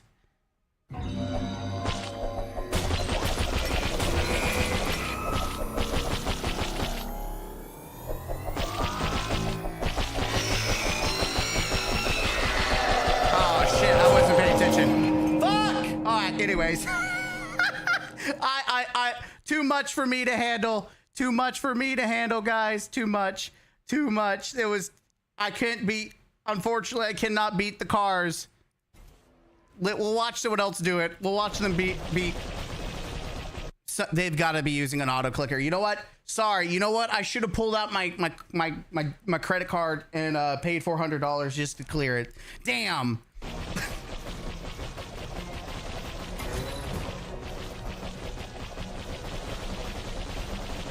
It's gotta be auto clicker. I can't click that fast.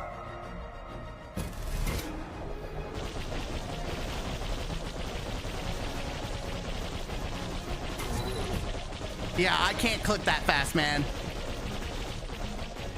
I do want to see this to the end, though.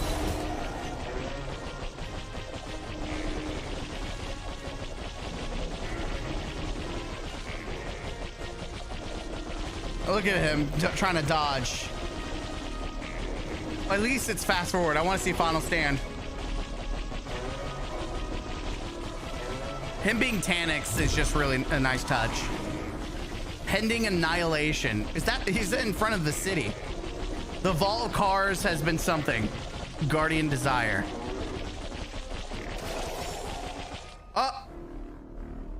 Uh-oh, he's got his force field up. It's not fair. We're not done. Wait, what?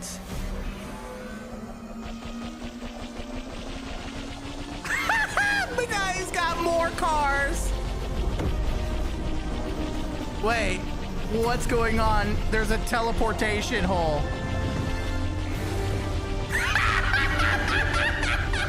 It's a traveler.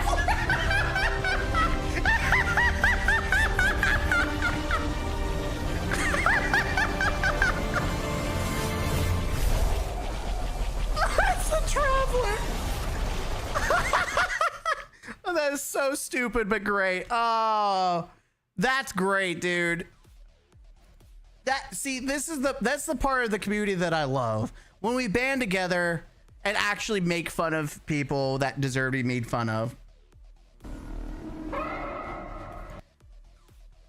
It was not recorded, but the defeat of Pete Carson sounded something like this. Fuck you, Pete. Fuck your cars, your whole experience. Get wrecked, shit stain. So we want Destiny 3. Sign the petition. Wait, is there an actual link? Building video games is hard. It is very hard. The industry is neither forgiving nor secure, and yet we build these worlds because we know millions of people will be invited to experience the combined efforts of tens of millions of hours it takes to build those worlds. For most of us, subject to the horrific industry conditions that we face every day, we stay here because we really do care about the players and show we get to put on for them. Our industry is a very unique and small one. Watching my friends lose their jobs and livelihoods due to very bad and sometimes obvious decisions is truly a loss that can't be put into words. The talent found in video games is talent you won't find in any medium. For me, Destiny was special, and although I never got to work on it, A lot of my friends did. Friends who can no longer continue to build the world. This is a devastating reality of those bad decisions. The condition that presented themselves to make a Destiny reality may not be conditions we see for a very, very long time, if ever. To all my friends, past and present at Bungie, non face nobile caresse vestrium panene whatever. Happy Bungie Day! A random developer. Yeah, so here it is. The post is from a suspended account. So this account has been suspended. We don't know really why. Probably because somehow they got taken down for impersonation, even though it's very obviously a parody account. But yeah, man, kudos to whoever made that. It's so like, it's funny. It's very. I mean, taking everything like that's the kind of stuff when I do skits, I think of stuff like this. But the fact that it's a video game, like a clicker, chef's kiss. You gotta love the creativity. You gotta love the thoughts behind it. Shout out to them. But yeah, if you played it, let me know. I'm when it comes to clicking, I'm an unk. Sorry, I got unk fingers. I can't click that fast. Just mobile tapping isn't my thing. Actually, to be honest, some of those like buttons in God of War I had to like bash just to beat some of those quick time events. Like I'm just not as good as I used to be back then. I admit it. So let me know if you were successful, and yeah, fuck you, Pete, and all the leaders at Bungie that helped destroy not only Bungie, but also Destiny, an IP that many of us loved and cherished. Until next time, I'll see you guys in the next one. Huzzah! What a thing, friends. What a thing. What a thing. I cannot believe someone actually went out of their way to make that, though. That is funny. That is actually funny that someone went out of their way to make that. All right, I'm closing out all these tabs. I'm gonna see if I can find some new ones. I find a new one. Get rid of you. And I'm looking if there were some other like small tidbits I may not record, but you know, it's something to talk about. It's something to talk about. Yeah, we're just gonna talk about it. All right, I gotta refresh my bookmarks to see what I need to go through. I also need to see what I have saved on my profile. I gotta move my mouse back.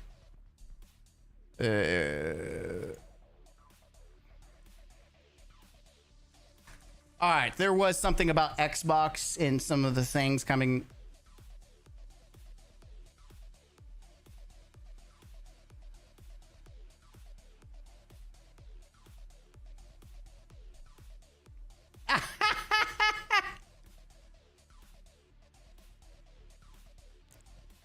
Pete sitting on some in the Bahamas looking at the game, be like, Pete Parker gif, they love me.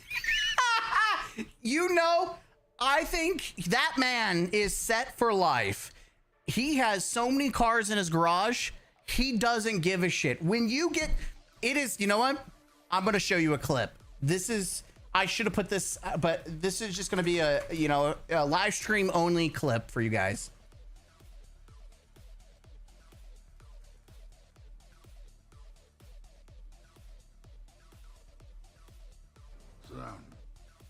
Here, this is Pete Parsons right here. I'm going to show you this clip, and this is what I think about most corporate leaders.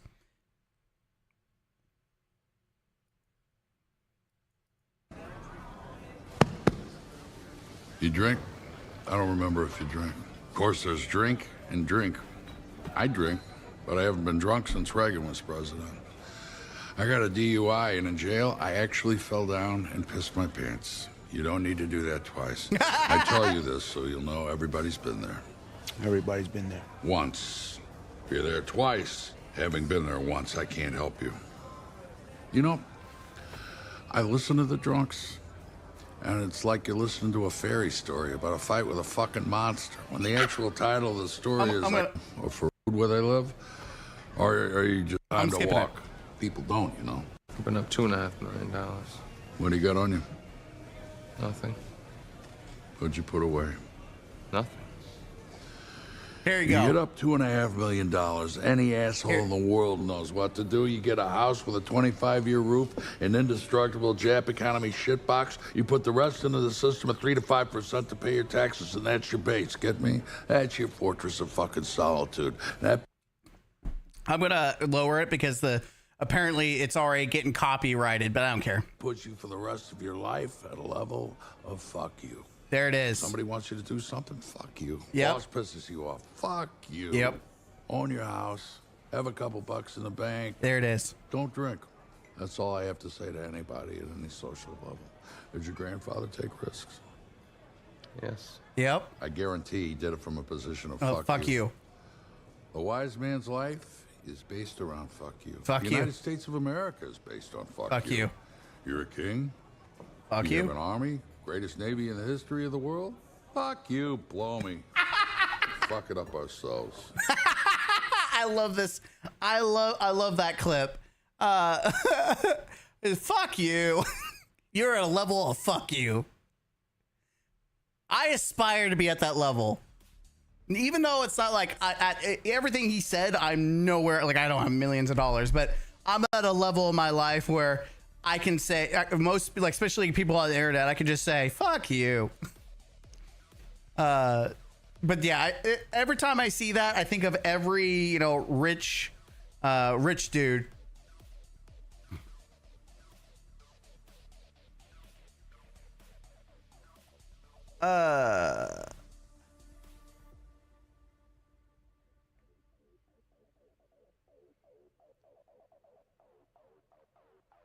Let's see. I don't know if if it got upset.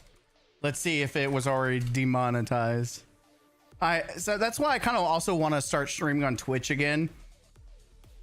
Is when I do shit like that, the game, not the game, but it won't like screw over if I do fun stuff like that.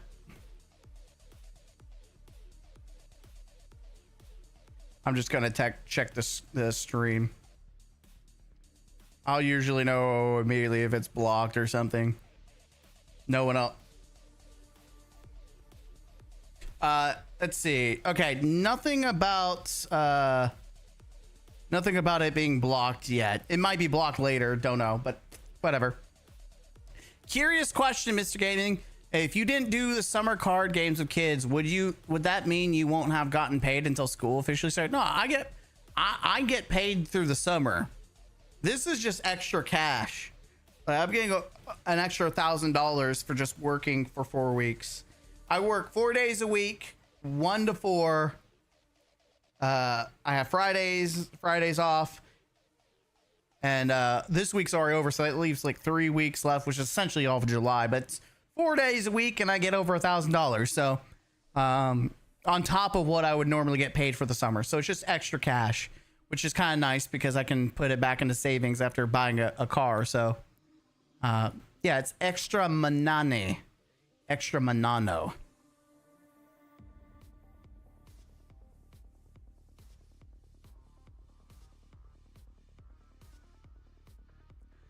Easy money. It is, especially if you're doing something you enjoy, which I really do. I really do enjoy working and having fun with the kids, so it's a win-win situation for me.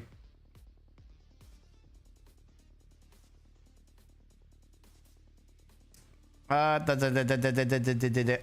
trying to pull some stuff up.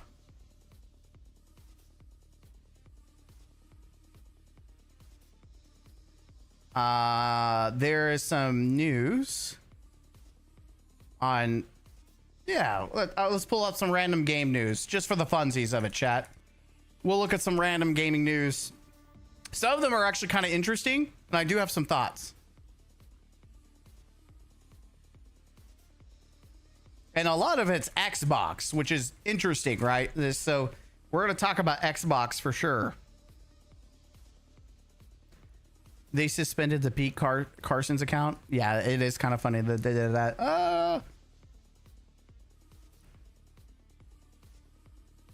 Oh yeah. Okay, we've got some Xbox conversations to have.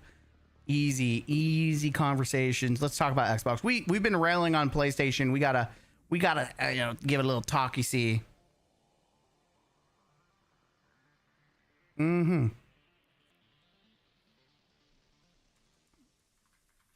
right. What I need to do is I need to get back to doing I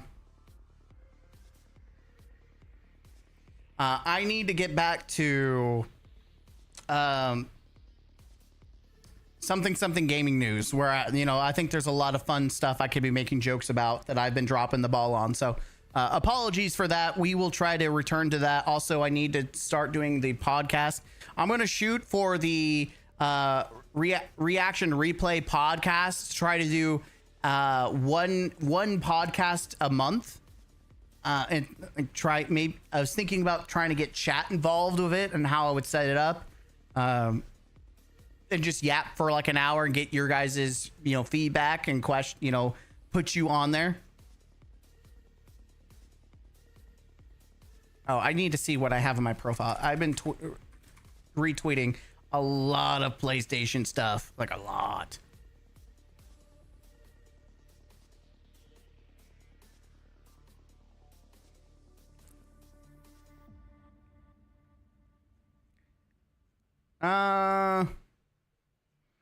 No, I think I actually caught up on what I'm reacting to. I've reacted to a lot of the stuff, so. Anyways, anyhow, Zumbager, let's get into it. Let's do another video. Let's go, ladies and gentlemen. Welcome to the counselor's office. Scholars! I did this backwards. I don't care, but I remembered. I remembered you like being called scholars, because if I don't say scholars somewhere in the beginning, someone's going to lose their mind and be like, hey, why aren't you calling me a scholar? Then you're going to be like, Hey, you need to call me a scholar, partner. That's right. You don't call me a scholar, I'm gonna put my foot up your ass. That's right, son. I don't know why I love that sound, like that voice changer. Something about it, just I don't know why. Anyways, today we've shit on Sony, but there are now some more news on Xbox. And let me tell you, I am excited for the 28th of July because Halo, the campaign Evolve comes out, which I love Halo, and I'm desperate for Halo. I'm ready to fondle the balls of Halo. People are being nitpicky about it. I am like an old school. I was there at the beginning. Like I was that guy, that Halo guy.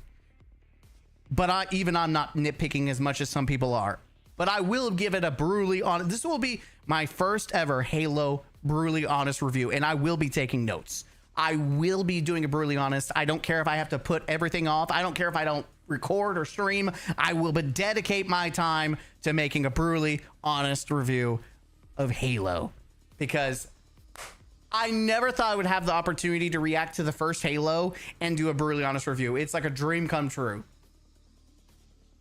Whether I am upset about it or it's a good time, I don't know, but we will rock you. Anyways, talking about rocking, we've got more information about, we've got a mixture of news when it comes to Xbox, Bethesda, and other companies within Microsoft.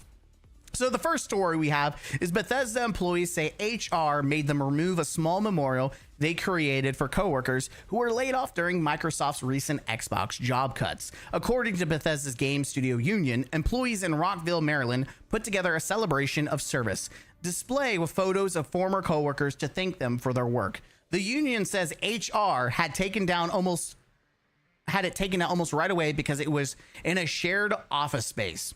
Unfortunately, HR made our office manager take this down almost immediately. They said because it's a common area, it had to be removed. We've used common areas for many things as a team, including FanWorks, but HR seems to believe that a celebration of service is inappropriate. Let's take a look at this. I mean, from a personal view, I don't see anything wrong. It's just, your friends are gone. People who help, participate in the company. You're, saying that and before anyone says wokeism, there's a bunch of white dudes here.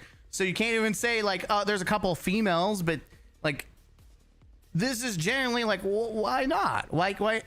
And maybe it's because it's the main lobby. Like, I mean, I see a vending machine right here. Like, it's really weird that, like, recently I've heard nothing positive about HR in like the video game industry. It feels like HR is the boogeyman of, you know, the community the businesses.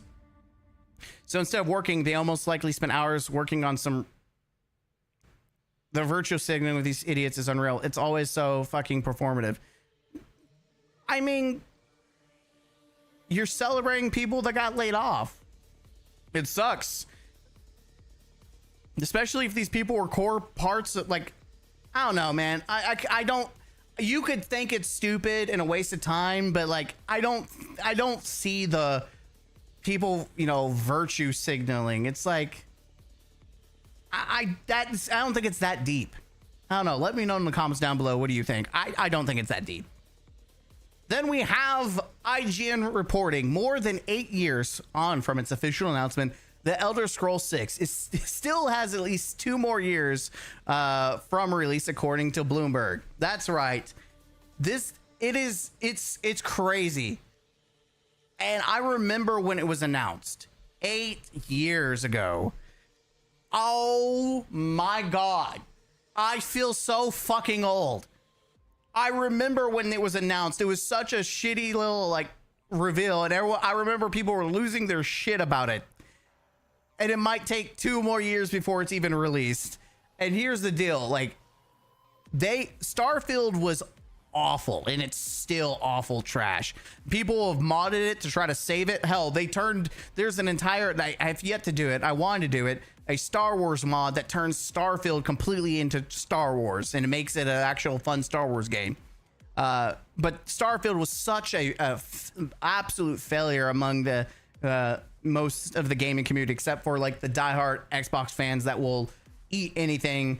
Kind of like Sony fanboys will do the same thing. These are both sides have dedicated fans that will eat whatever's eaten, right? They'll take whatever slop is thrown out. But man, if there's a game like I liked, you know, I love Skyrim.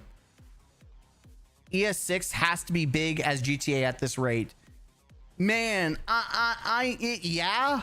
And honestly, I really want to play Elder Scrolls 6.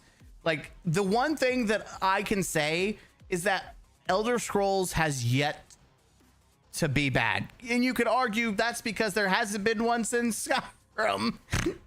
And if you're counting the remake, I mean, that's a cheat. Like, you can't count the Oblivion remake, even though it is still fire. I still need to beat it, but it's still fire. But I hope they pop off. I hope they pop off. Yeah, that's all I gotta say. Then we got another report. Apparently Minecraft has been carrying a whole Xbox gaming business for years, according to Bloomberg. Profits from Minecraft, considered one of the most successful video games in the world, were used to fund the rest of the gaming portfolio, according to a person familiar with Xbox operations. The report says Minecraft has been one of Microsoft's biggest gaming success stories since the company bought Mojang in 2014. Its profits helped support Xbox business while Microsoft invested in new games, studios, and services. Microsoft now plans to put even more focus on major franchises like Minecraft. You know what's crazy is if Sony had forced Bungie to focus on Destiny and really make it popular, fix all its problems, make it pop off. If they found the secret sauce and try to get us popular, like on par of like Minecraft, or at least good enough to carry, they could have funded their multiple incubation. And maybe that's what, you know, before Sony took over, Pete Parsons and the leaders were hoping for. They, you know, Destiny was finally getting its rhythm, and they thought, oh, we're finally hot shit. We can be a multi-IP like everyone else. Unfortunately, that turned out that they couldn't do it. They couldn't be Microsoft that used Minecraft to fund everything else they have. But I thought that was I'm not surprised, because that's how good Minecraft is. This game, you could buy this game and have years worth of content to play with. Hours. This is the first, outside of like the original Pokemon games, this is the first, one of the among first games I'm going to give my kids. You will get Pokemon, you'll get Minecraft, and that's it. I won't even buy them a Switch 5 or whatever, right? I'm gonna give you, you're gonna play on this, as old computer I can find. You're gonna play these emulators. You're gonna play Minecraft. I'm gonna give you an hour a day. You're gonna choose, and then you're gonna get off. And then you're gonna go read a book, and then you're gonna play outside for like 3 hours, and then you're gonna study, and then you're gonna go to bed after eating. We might have like an hour of family time watching TV together, but you're going to be significantly limited to what time you do. And when you turn high school level 18, you do whatever the fuck you want. You want to play video games, that's fine. If you decide to live, you're going to pay rent. If you're going to live with me, you're going to pay rent. And then after that, if you pay rent, if you want to sit there and blow your money on video games, you're an adult. That's your decision. You're going to pay your bills. I'm not paying them. But if you're, and I will let them, by the way, I'm going to do something my parents never did to me. When I got my first job, I bought Xbox 360 and Halo 3. I will make sure that my kid can do that. I'd be like, son, daughter, you want to buy a console? I'm not going to stop you with your first paycheck. But afterward, you better pay your bills. If you need some help, I'm okay covering the first time. It's on me. Enjoy your first paycheck. Enjoy buying something you earned it.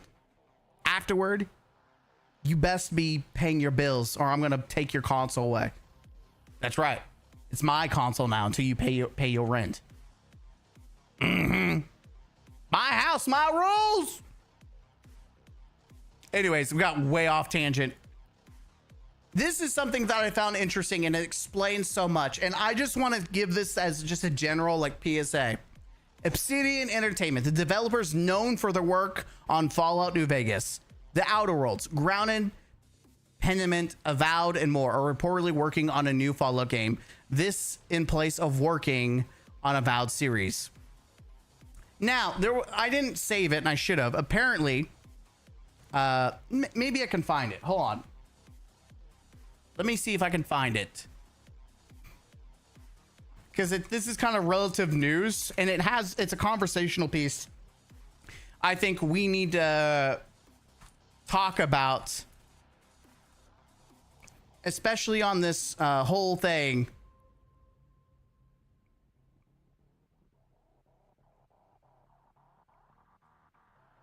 This whole thing about I want to see if I can find it, because I read this and I was like, there's no shot.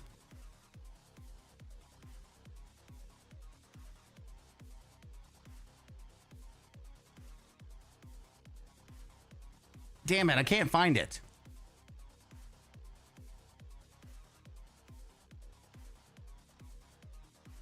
Did I save it as a bookmark?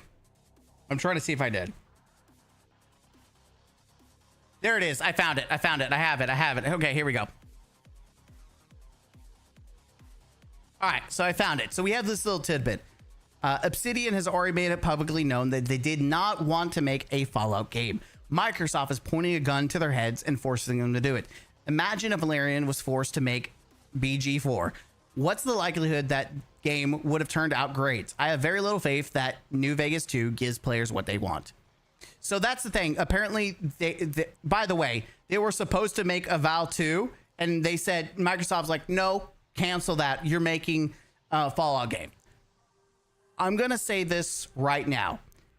Who gives a fuck what the studio wants to do? I hate this. Imagine forcing people. I want to read this. Forcing their job, give their customers what they want, and do a good job. What do game devs get? Why do game devs get such grace? I imagine if this was a plumber, telling him what you want done, he delays, does something else you didn't want to do, and it's half-assed. The customer want good games, but also have to be balanced against what they aren't the artists actually want to produce. This is exactly why Larian refused to do BG4. Well, as much as I respect Larian, here's my thoughts on that. Who the fuck cares what the artist wants? Last time I checked, and I'll say this again, people don't buy video games for art. Video games are not about art first. There's artistic value, sure, but it's a product first. You again, these studios, Obsidian does not have a right to exist. Obsidian does not have a right to continue to have a job. The developers at Obsidian do not have a right to continue to have a job. It is a privilege. You are a business. You are selling a product that people consume. You have customers. You can't work at Pizza Hut and say, you know what? I don't want to make pizzas anymore. We're going to make burgers. Well, guess what? People don't want your fucking burgers. They came to you because they want what you're good at making, which guess what? Is Fallout. And guess what happens? Bungie is a perfect example. When you make something that your core consumers and customers want, you make something completely different from that, it flops. And we have multiple instances from studios who have made something that was out of their ballpark, something that they've never done before, that no one asked for, and not only did their game fail, but they shut down as a studio. Who gives a shit what the studio wants? You have a job. Fucking do it. No one gives a shit about your artistic value. I want my art. No one, it's not fan fiction. You are making a product. Shut up and make the damn pizza. If you don't want to make the pizza, quit your fucking job and go work at Burger King. It's like Bungie and Destiny. You are known for Destiny. That is your main pay pig. Marathon is not, and it's very obvious what happens when you remove your talent to make something that no one asked for. No one consumes it, and guess what? You fuck around, you find out. People now lost their jobs. Who would have thought? So I have no empathy for Obsidian. Shut up, do your fucking job. You are a business, you sell a product, shut up and do your job. Who gives a shit about what you want to do artistically? Make the damn game. You chose to work in video game, in the industry. Shut up and make the product that you were, told to do. Funny enough, Sony's the perfect example of doing the opposite, which is paying for someone, and instead of making them do what they're good at, they continue to force them to make a game that they have no experience on, extract shooters for this case, and doubling down on something that is a failure. Like Sony is like the example of a studio not doing what they should do. And Xbox is obviously, hey, you're good at Fallout. People want Fallout, especially New Vegas. That was hailed as one of the best Fallouts. Make that shit. Do your job. A gun needs to be pointed at every Xbox game studio. It's business, not a communist system where they leech off other game success. What game was Obsidian leeching from? Brother. Well, Obsidian got to make a Valve, Pentium, and Outer World 2. They failed at making anything that sold enough to justify their existence. So this isn't just Microsoft putting a gun to their head. This is them handing Microsoft a load gun after kicking them in the nuts. Pendant was a small narrative indie game with no combat. There's zero chance Xbox expected it to be a smash hit. TO2 burned because Xbox tried to charge $80 for it. There's no way this change is justified. I love people sucking the balls. There was more than price alone wrong with TO2. It was a direct upgrade to the first one. Is it though? I don't know why people are so just defending. This is not, that makes sense.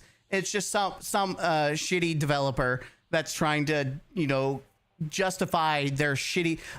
I'm guaranteeing this person probably does make like shitty games, because people who want to focus on their artistic value instead of giving gamers what they want are usually shitty developers. So Your opinion is already, useless.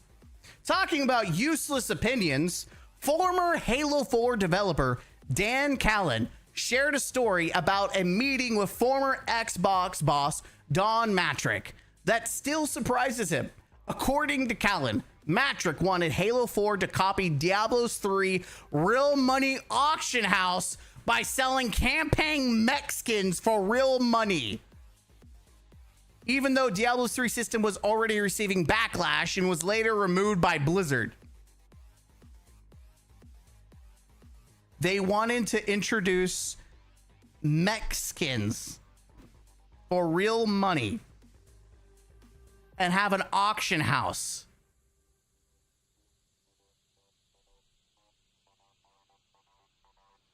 Uh-oh, retard alert! Retard alert, class! What am I supposed to do for you? What the hell? Listen, I like Halo 4. I know I'm the minority. I get it. Yeah, everyone hates it. I'm not trying to convince anyone. I liked it, except for like a certain part of the campaign story. It just goes into the shitter. Like pretty much when they start doing the human interaction, the UNSC, Del Rio, that bullshit immediately killed off the story, and it just got really stupid at the end. Completely. Even the boss fight was awful. Let down, to be honest. Multiplayer, I love the multiplayer. They were already, trying to be like Call of Duty with the loadouts. Why are they wanted? I'm not like, I knew they introduced skins, and you could get skins in different ways. Like there was like codes and, buy certain products, you can get these. And now it makes sense. Because they were trying to, I don't understand how that's a new level of greed that I cannot believe almost happened to Halo. And technically you could say the greed did follow. Halo 5 was a bastardization of the pay to win bullshit. Like in all the other like garbage. So it was an evolution, but it could have been, unironically, the greed could have been worse with a stupid auction house. Oh, these are the people making decisions for our video games, by the way. This was right around the time, that Halo started getting bastardized because of greed and shitty decisions. People who should not be leading to take these IPs. I mean, it's always a common story. People taking titles and IPs you love and then letting greed take over. Let's see, where are some of the comments? The devs are just as bad for having no fucking spine. Based. How many other terrible directions were made because of yes men? This is why every company can and should and usually does depend on their SMEs for recommendations, guidance, and industry insights. They are. It's just like 3 fucked up players by forcing buying map packs if you want all playlists or Bungie exciting adding Eververse and D2. Whoa. No one, there's nothing wrong with map packs. I would rather pay for map packs than all the egregious, loot boxes and battle pass bullshit. Like all that shit. I would rather have everything in game and just pay for map packs.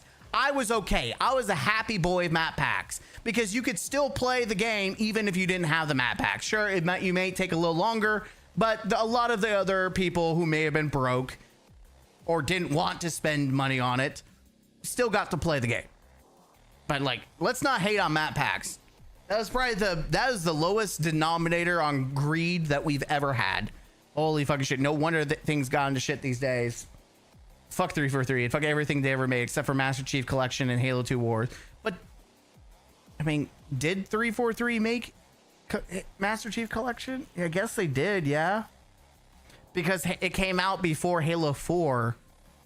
Because Halo Reach was the last it was Halo ODST and then Halo Reach by Bungie. Devs with no backbone just submissively cheering on decisions that would inevitably get them laid off later down the line, which it did. It's pretty obvious the majority of C-levels executives are morons gassed up by yes men. Stop caving to censorship. Stupid and idiot are your words. Have no reason to censor.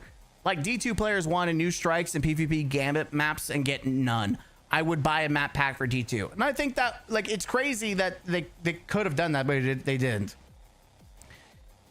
Cute, blame, shitty antidote, but it never materialized. 343 as I always point out, had the power to control what they made, despite dipshit suggestions, which happened at every studio. Glad you guys stood your ground and didn't do anything stupid like copy COD and Halo 4. Oh, see, a lot of people don't like that. Listen, I accept that I'm in the minority that likes Halo 4 multiplayer. For a long time, I believed that this video fit perfectly with the current state of Halo, and seeing this, I'm convinced that it does more. If 343 truly hated Halo, Halo 4 would have been microtransactions from day one. I don't know what I'm watching except Sonic running for the hills.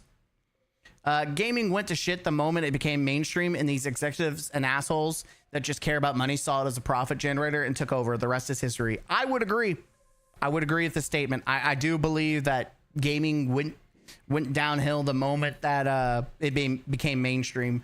I miss the days that it wasn't mainstream and it was people. Oh, I spilled my drink everywhere. I miss the days where people were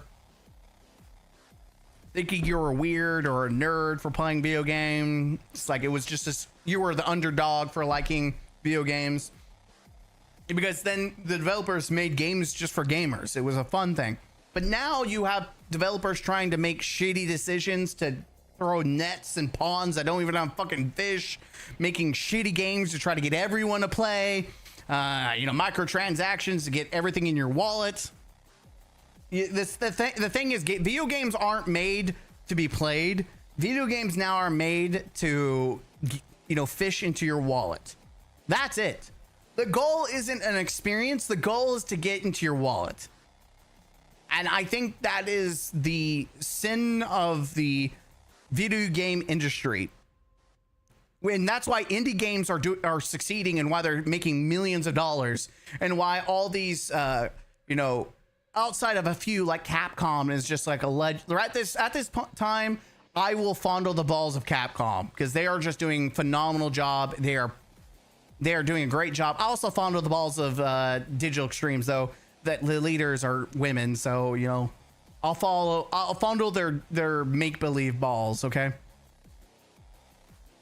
But in general, like, we live in an industry that doesn't give a shit about gamers. It's like, how can I milk your tits? I'm going to milk you like a cow. I'm going to fry you up like bacon because you're a pay piggy. Like, and they're finding out. It literally fuck around and find out. And that's what you're seeing in the industry. But unfortunately, the ones that are hurting are the developers.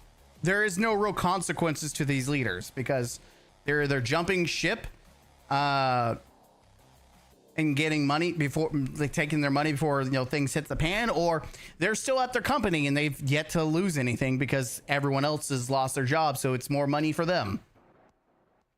This is like the investment firm Xbox buys out a family-owned business. Halo changes the quality to cheaper ingredients, removes items on the menu, and adds charges to things that didn't, like free refills. The problem isn't the game devs, it's the shareholders' capitalism. I mean, it's just greed. It's just greed. Anyways, stuff like this makes me cringe and upset, and I hate it. I hate it, man. It make all the, like, there's things that make me say, get over yourself for sure. But at the same time, there's just shit that just, yeah. I don't know. Let me know in the comments down below what you think about the stories today. All the Xbox, related studios. What do you think? I'm Mr. Gaming Counselor. Hit the like button, comment down below, and subscribe to the channel for more. As always, I'll see you in the next video. Huzzah! Oh, chat. Shitty chat. I need to keep those for thumbnails. I gotta remember to make thumbnails for these. So how many videos did I make? I don't know. It was like 2 or 3 videos, right? Yeah. That was several recordings. I'm just gonna see if there's any anything I missed, because I feel like I did miss some things.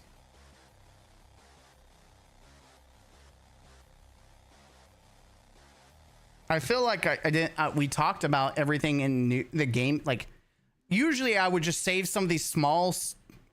Oh, there is one thing we need to talk about.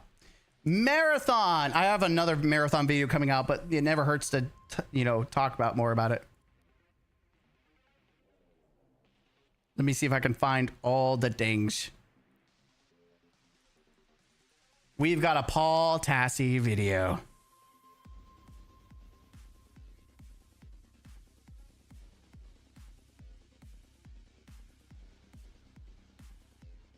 All right, this might be our last react for the night. I'm trying to think if there's any games I want to get on and play, but I don't know. I might call it a night. 2 hours. It's 11:38 right now. I'm trying to. Tomorrow we'll be playing a lot of games for sure. Hold on, let me see something.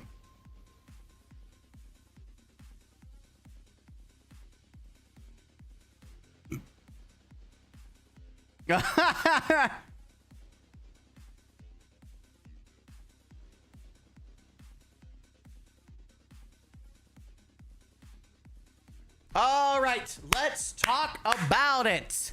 Marathon.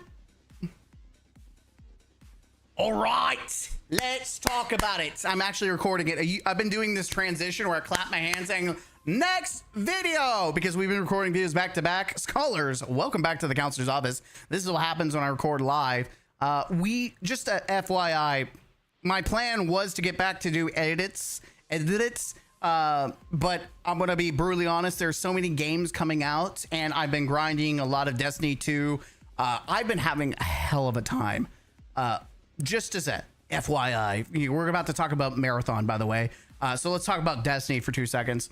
I've been having a hell of a time, and I'm like, I think I've had more fun in the past since the Final Shape.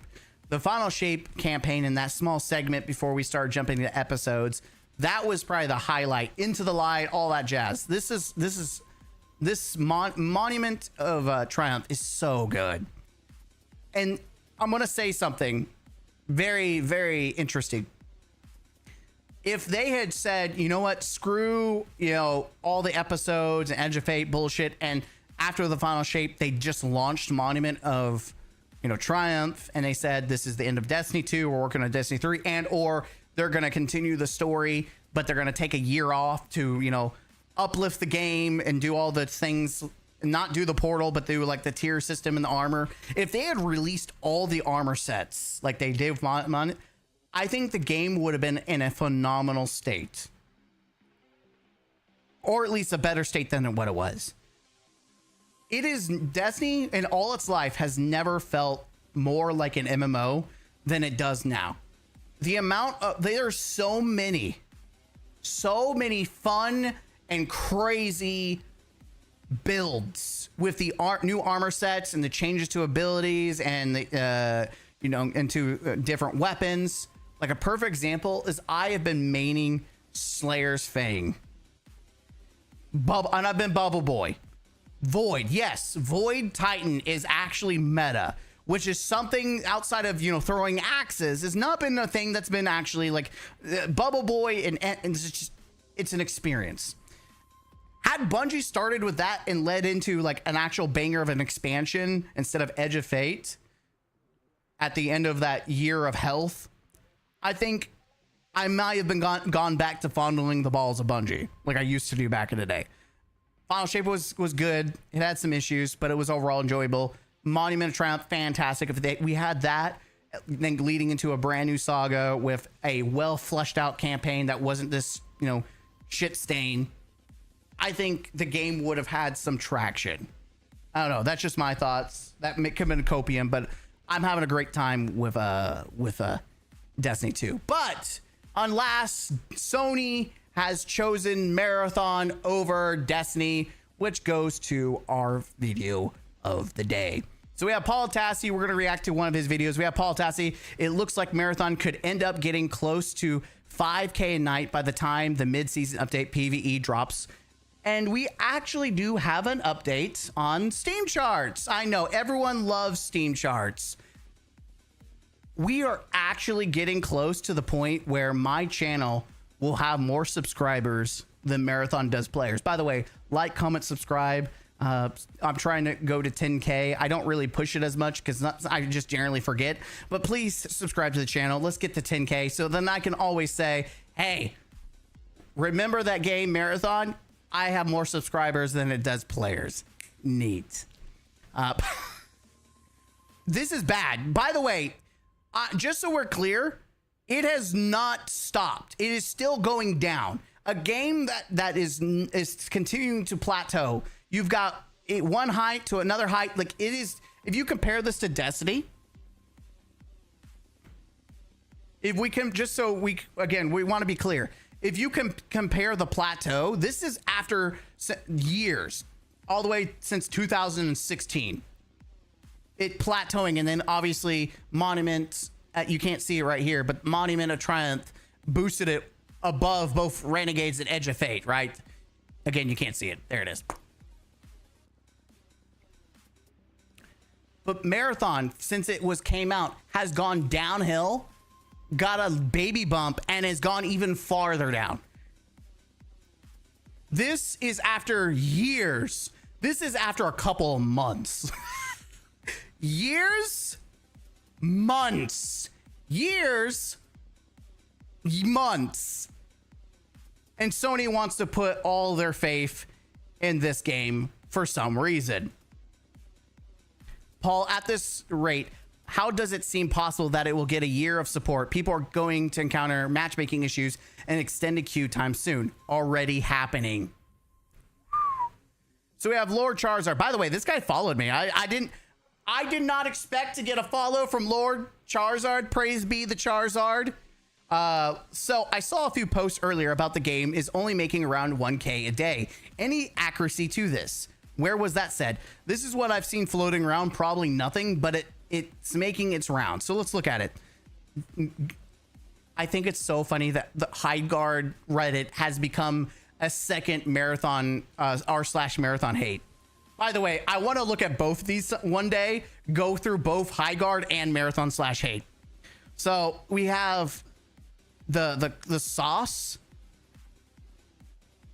I don't know what this translates to. Revenue's consistently around 500 to 1,500 a day. Honestly, that's more than what I expected a day, to be honest. I didn't expect them to make at least 1,000 a day. What happened to the Highguard subreddit? I don't know, man. I don't know. Like, it's almost like they lost their game and now they want Marathon to die. They're like, no, our game's dead. We're taking you down with us. I don't understand it. Like, you would think Highguard players would be jumping and, trying to push up Marathon because their game got canceled. I don't know. I can't verify those numbers or anything, but with obviously low new sales and not exactly the most robust microtransaction stores selling to not that many players, I mean, it's not good, which is fair. That's fair. It's common logical sense. Common logical sense, right? It makes complete sense that they're not making money. By the way, when we were playing the free week, we looked at their store. It literally has nothing in it. And most of it looks dog shit. Like you spend $20 on a pink dildo knife. It literally looked like a dildo. It was just a pink knife for $20. It was like, why? So let's see what people have to say about it. It's a good game, man. What a waste. And literally no new players are buying Marathon just to play against bots in one map when they do launch that PvE mode. Truth based. Hopium. Yeah, I don't see it lasting any longer. And funny enough, I guess the Marabots that usually be hating on Paul have finally muted him because none of them are actually trying to argue against this anymore. But there is one person who is Bungie's greatest little soldier. We got Scarrow. Bungie now, we have Game Rant. Bungie now has everything riding on Marathon success, but the studio is seemingly doomed if Destiny players never get on board. I love that I get to do this. We fucking get it, bro. We know everyone's fucking knows. We all fucking get it. Holy fuck.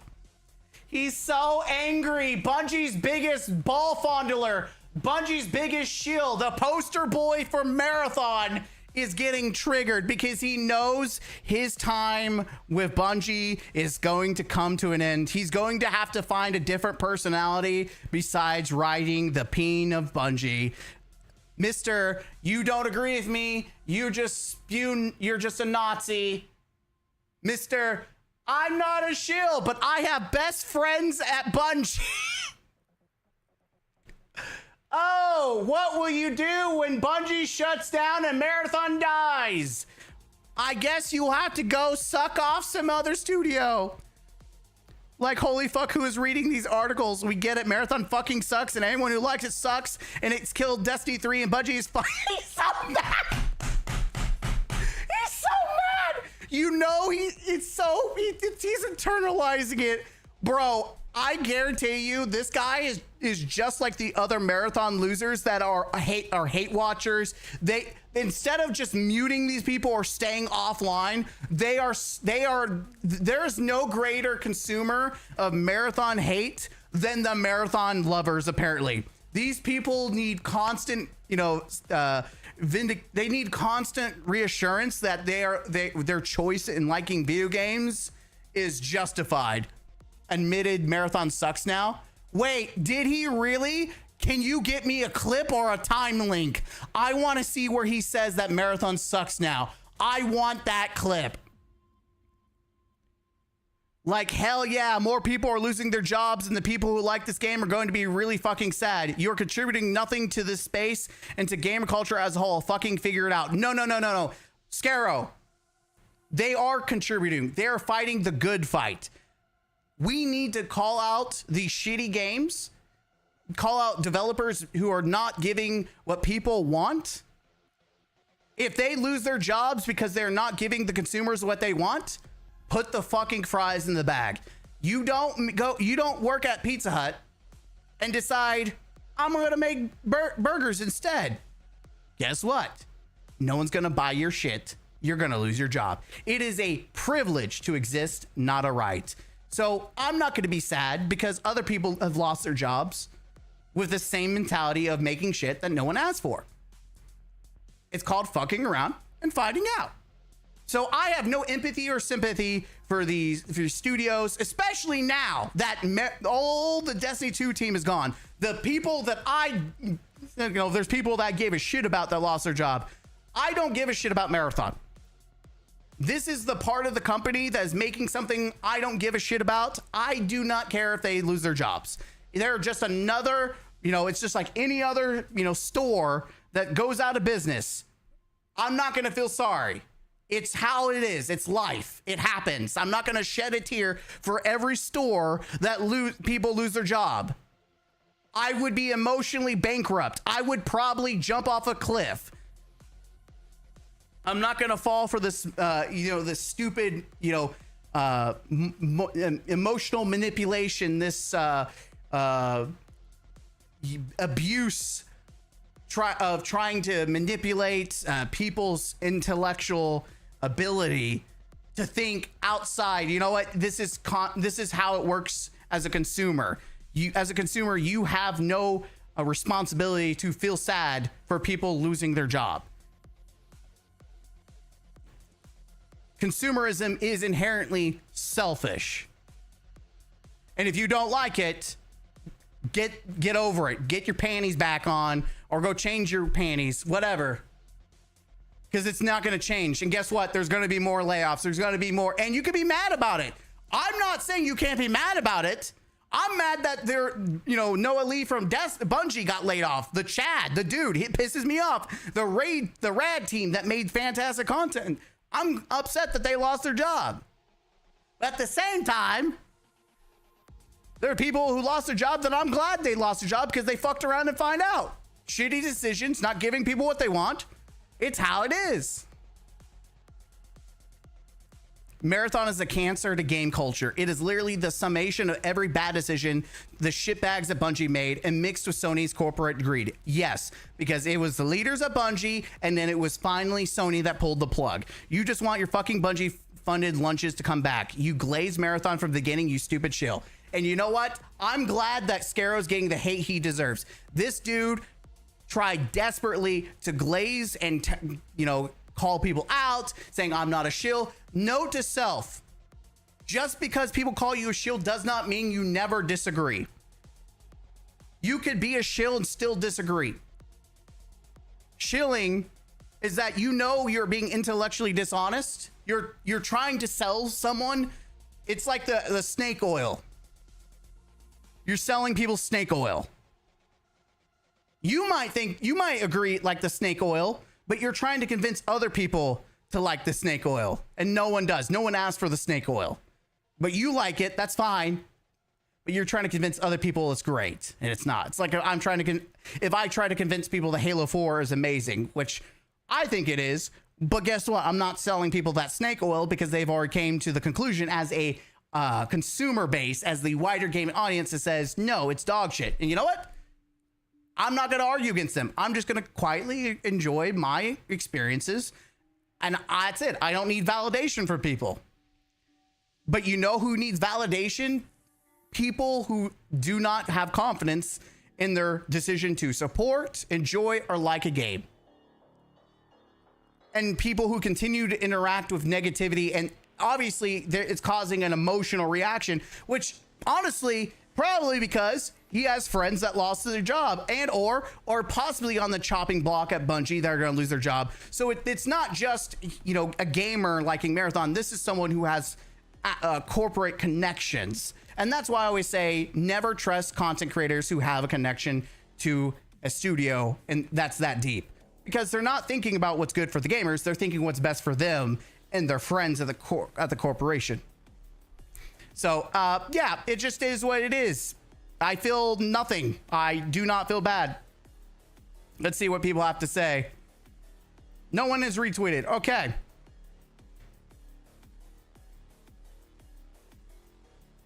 I love how it's if only Destiny players would play. There's so many fucking other communities out there. Maybe try pandering to someone else besides those of us who hate the game for multiple reasons. I agree with you. These kind of trash articles just regurgitate the dumbest talking points, and yet you guys consume it.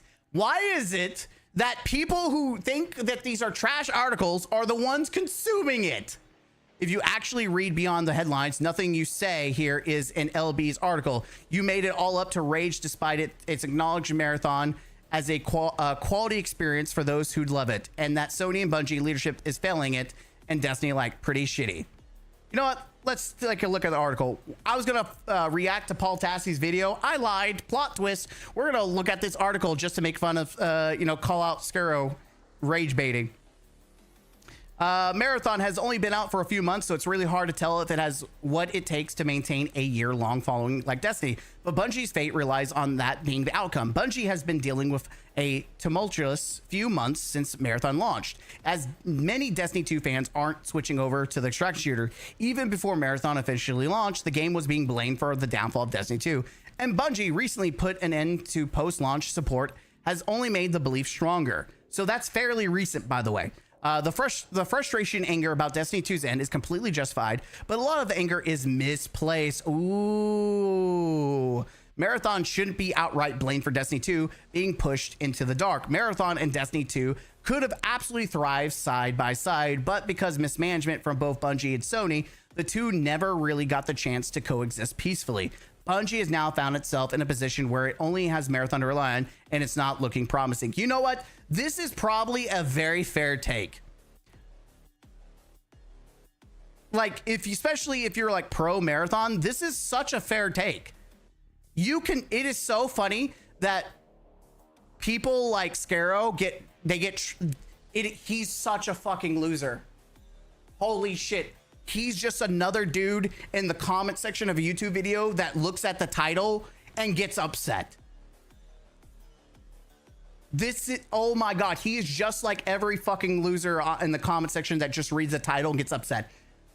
Oh my God. That's what it is. He didn't even read the article. He just read the title and got fucking mad. Read the fucking article. Like, this is fair. Holy shit. I've had people like this in my comment section before getting upset because of the title. I'm like, did you actually watch the video? Did you actually watch the video?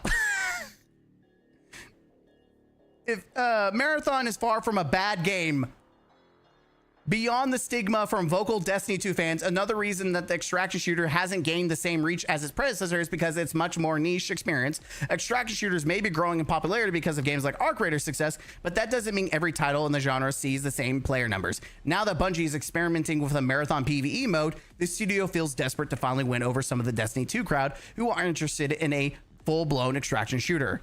Despite several major Sony live service games being canceled, Concord flopping and being shut down after only 2 weeks, and lukewarm reception to the upcoming Horizon Hunt and Gathering, the company is still insisting on pushing this goal. Marathon has been one of the few games that is part of Sony's live service agenda to cross the finish line and stay afloat with a consistent player base. It isn't pulling in Destiny 2 numbers, though, and that's a big problem. You know what? This is probably one of the fairest articles that isn't just outright shitting on Marathon. If he actually took the time to read the fucking article, we get it. Marathon fucking sucks. They did not say that. Anyone who likes it sucks. They did not say that. It killed Destiny 2. They actually defending Marathon, saying it's far from a bad game and it's getting a stigma because of vocal Destiny 2 fan. Like, it's crazy that if you read the article, he actually looks like a dumbass. He rage baited himself by reading a title. You have to be like, again, this is someone that needs to see fancy headlines that are glazing the game.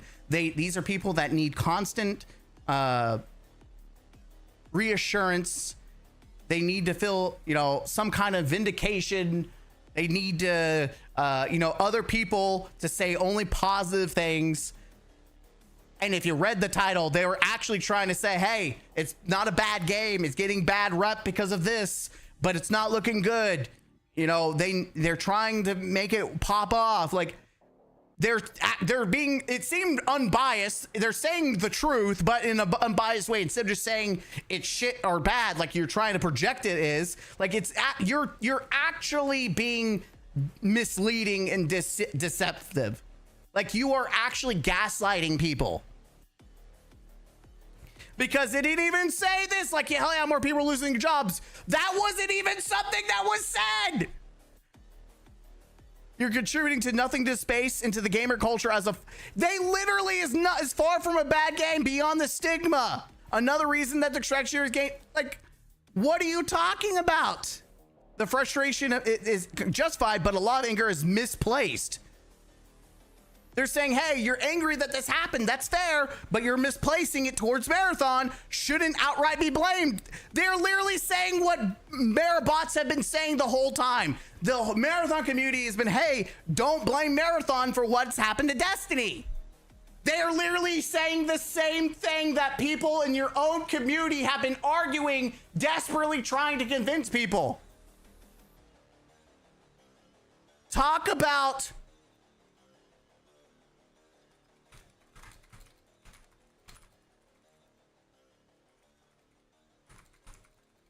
to read the article.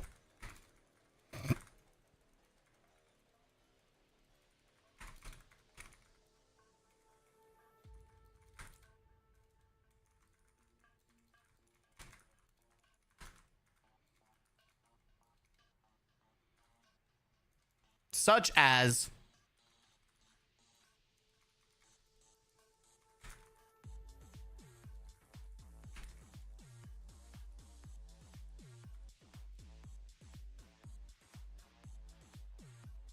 reacting to headline and not even taking the time to read the article when the article actually says some of the same things as the American community, such as blaming Marathons for downfall, is misplaced. Baiting yourself. Rage baiting, going on a rant. imagined rage baiting yourself and going on a rant. Reacting to a headline and non-talk. Yeah, like I had to do that. Like it's just nonsensical. Like, please read the fuck. I ask that you watch this. I know the beginning of it isn't about gang, but the message time is something I think you'll agree. If it's 20 seconds long, don't care. This is the same Destiny bulletin. All insert game bulletin. If it bleeds, it leads. Journalism.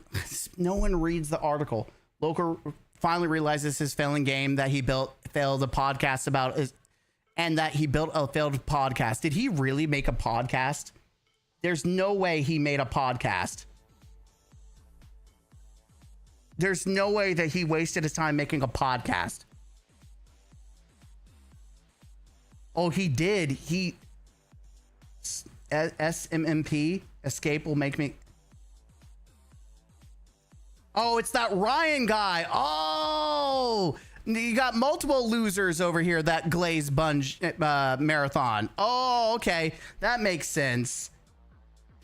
Okay. Yeah, you know what? Keep at it.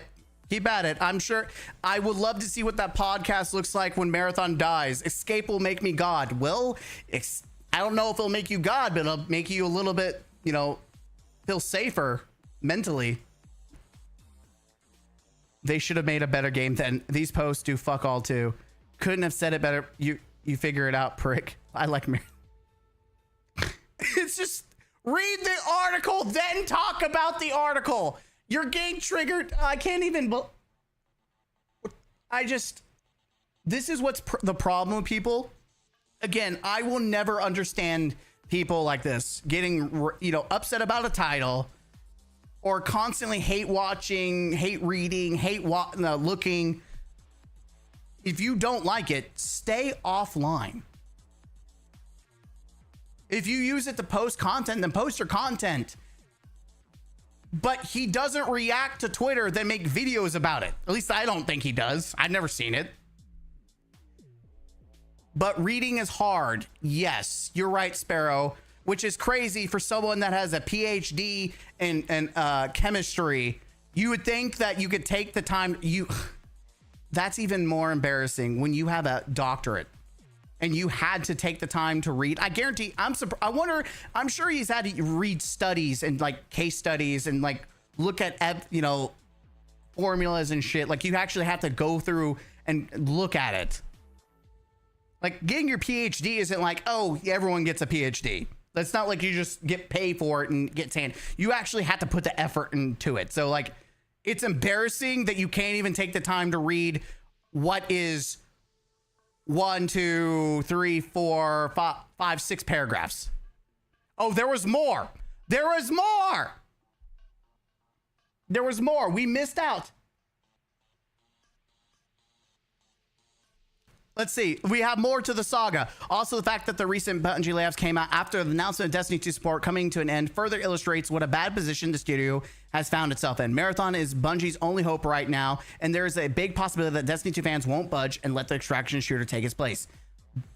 Again, nothing said is not true. It sucks that I enjoy playing Marathon, but as soon as I stream it, how can you disgrace Destiny 2 like this? Dead game. The article's even taking some of these people and putting them out there, which is something he's making more of this article's making more of an example of how people feel. Like his complaints right here, they are echoing it by showing other people like a Nighthawk the same vibes.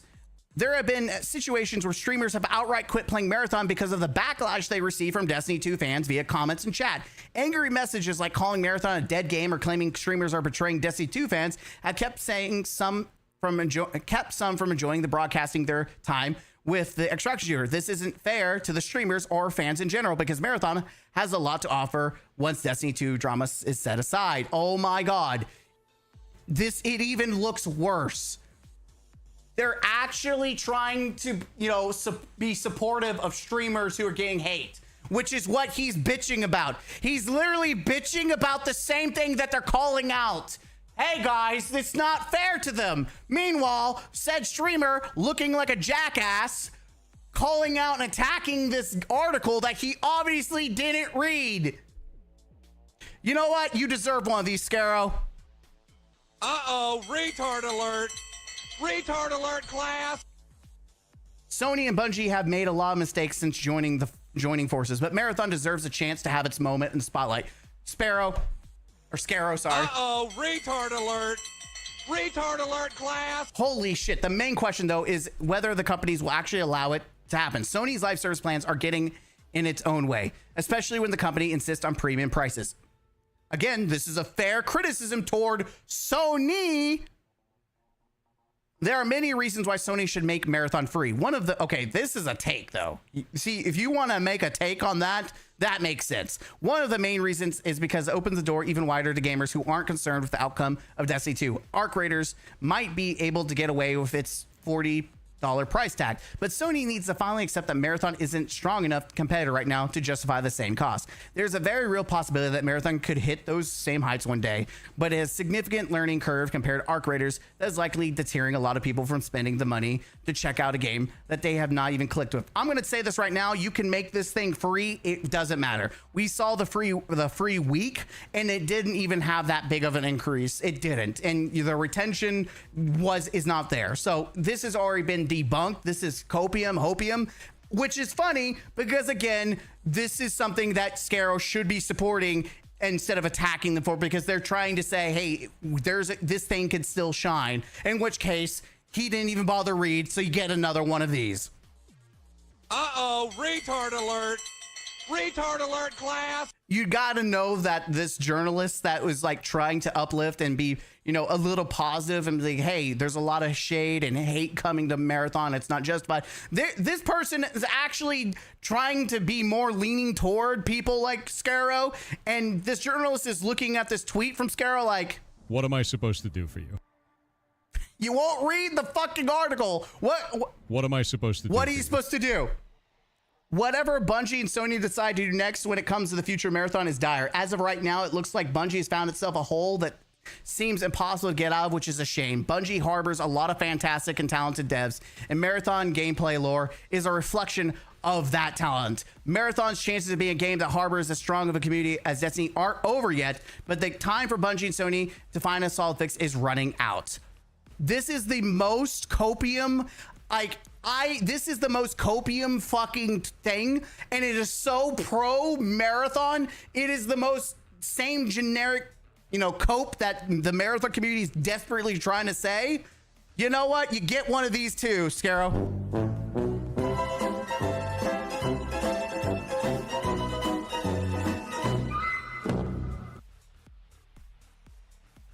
Note to self, always take the time to read an article before you shit on that article, because then you look like a fucking jackass.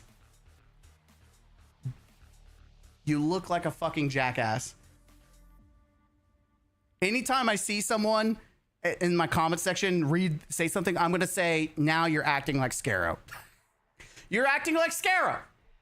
Don't pull a Scarrow. Read the article, then have a logical, critical, feedback. Provide critical feedback. Like, you could target what you didn't like. But I'm reading this, and this is like, there's a lot of cope in this article. And most of the people that hate Marathon would disagree with this article. And you are literally someone that is actually trying to defend you guys. Literally pointing out people like you who are saying the same thing. Trying to put a spotlight on the bad behavior, or what they deem as bad behavior.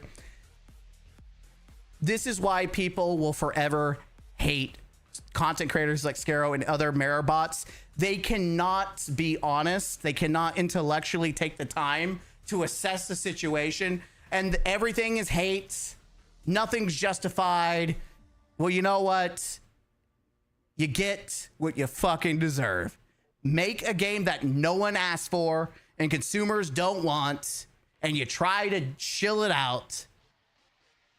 You get what you fucking deserve. And the fact that Scarrow, he gets so triggered when people call him a shill and shit like that, but then and take him out of context and blah blah blah blah, and yet he's doing the same thing to a game article that he didn't even read. I feel no empathy or sympathy for you. You get what you fucking deserve. Literally, you doing the same thing that you bitch about to an article that you didn't even read. Blaming the journalist. Like, who is reading these articles? Not you! Not you!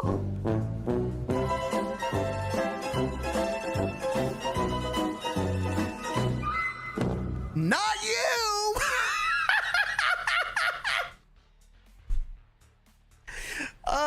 And I just, anyways, this turned into a video that I didn't expect because I thought this was like he read the article and then I read the article and I was like, you didn't read this? Anyways, let me know in the comments down. If it wasn't true, he wouldn't get so mad. You're right. The beautiful thing is people who don't believe that anything that people say is true would not get this emotionally mad. The fact that he is so triggered, he knows that Marathon sucks. Unironically, we get it. Marathon sucks, which I guarantee he gets it. He finally accepts it. He's not hiding it anymore. Let me know what you think in the comments down below. By the way, I want your honest opinions on the article. Forget what I said. Forget what Scarrow said. What's your assessment after either watching me read it or you read it yourself? Do you think that this is just a rage baiting topic, or are they trying to bring a spotlight to a problem that a lot of people in the Marathon community have said, which is the overhate, the blaming, all that jazz? Do you think that this article is stirring the pot just to stir the pot, or you think they're trying to bring a spotlight to a problem that they think is a problem with hate? Let me know in the comments down below with your genuine thoughts. And I'll see you next one. Huzzah. Oh, man. And we didn't even get a chance to look at Paul Tassi. Oh, man. How long is this video? Could I fit this in? I feel like I could have fit a Paul Tassi video. Oh, no. 15 minutes. We would never got through that. My opinion is just play what you like. Form your own opinion. And I think that's fair. I think that's completely fair. Form your own opinion. All right. One last video, and then I've got to go to bed. I got work tomorrow. It's 12 o'clock. I got work. I wanted to react to this because I had not seen what I haven't reacted to a Paul Tassi video about Marathon in a hot minute. So I wanted to get my thoughts on it. I just didn't know I was going to get I didn't expect the one person that, like, one of the things I've seen about Scarrow constantly bitching about when he tweets about something that isn't just like a generic tweet is he gets so upset when people call him XYZ. He gets so triggered, and then he gets upset that people take things out of context or take things like not even context, but try to put him in a box that he doesn't belong. And he put this journalist in this article in a box that wasn't where it belonged. It's the hypocrisy. The hypocrisy is hilarious. Like, I do YouTube as a hobby. He does it not as a hobby. Like, he does it. You can't say you don't do something professional when you work with these companies, when you get sponsorships. The moment that you actually have sponsorships with companies, or you get, like people have like energy drinks or foods, like you're sponsored, it's another job. Even if he has another job, it's a part-time job. Content creator is not a hobby. When you can't say it's a hobby and still to get sponsorships, work side by side, do collaborations with other companies. Like, you are now a company working with another company. And so to me, it's so hypocritical from a company perspective to sit there and say one thing and do another. Like, just like Bungie, I call the shit out when I see it. I will not just sit there and ignore content creators who are supposed to be the professional in the streaming content world. It's your job. Don't be a fucking hypocrite. This is why I don't want to ever be a professional content creator streamer. I just do it for the fun of it. Oh, just because you don't get yourself backed in the corner when you stay and do stupid shit. You're like, I don't care, right? Which I would have far more respect if you just came out and said, I don't give a shit. I'm angry and I'm saying what I want to say. You know, I have more respect for people who are honest about it than people that try to like circle jerk. Anyways, we're gonna just jump into the video, shall we? We're gonna jump into the video. Scholars, welcome back to the counselor's office. This is the last video for the live stream. I've been going for almost 3 hours, and yes, we're just cutting right to the chase because we have a video by Paul Tassi, which is a marathon check-in. Blows out breath for a long time. Okay, marathon. Let's see what's up. And so that's what we're gonna do. We have not reacted to Paul Tassi in a minute, but also specifically, we have not reacted to Paul Tassi talking about marathon. So let's see how that plays out. By the way, I'm just gonna go ahead and assume he doesn't have music, so I'll keep my music, and then I'm going to increase the playback time a little faster because your boy likes to talk a lot, and we need to go a little faster.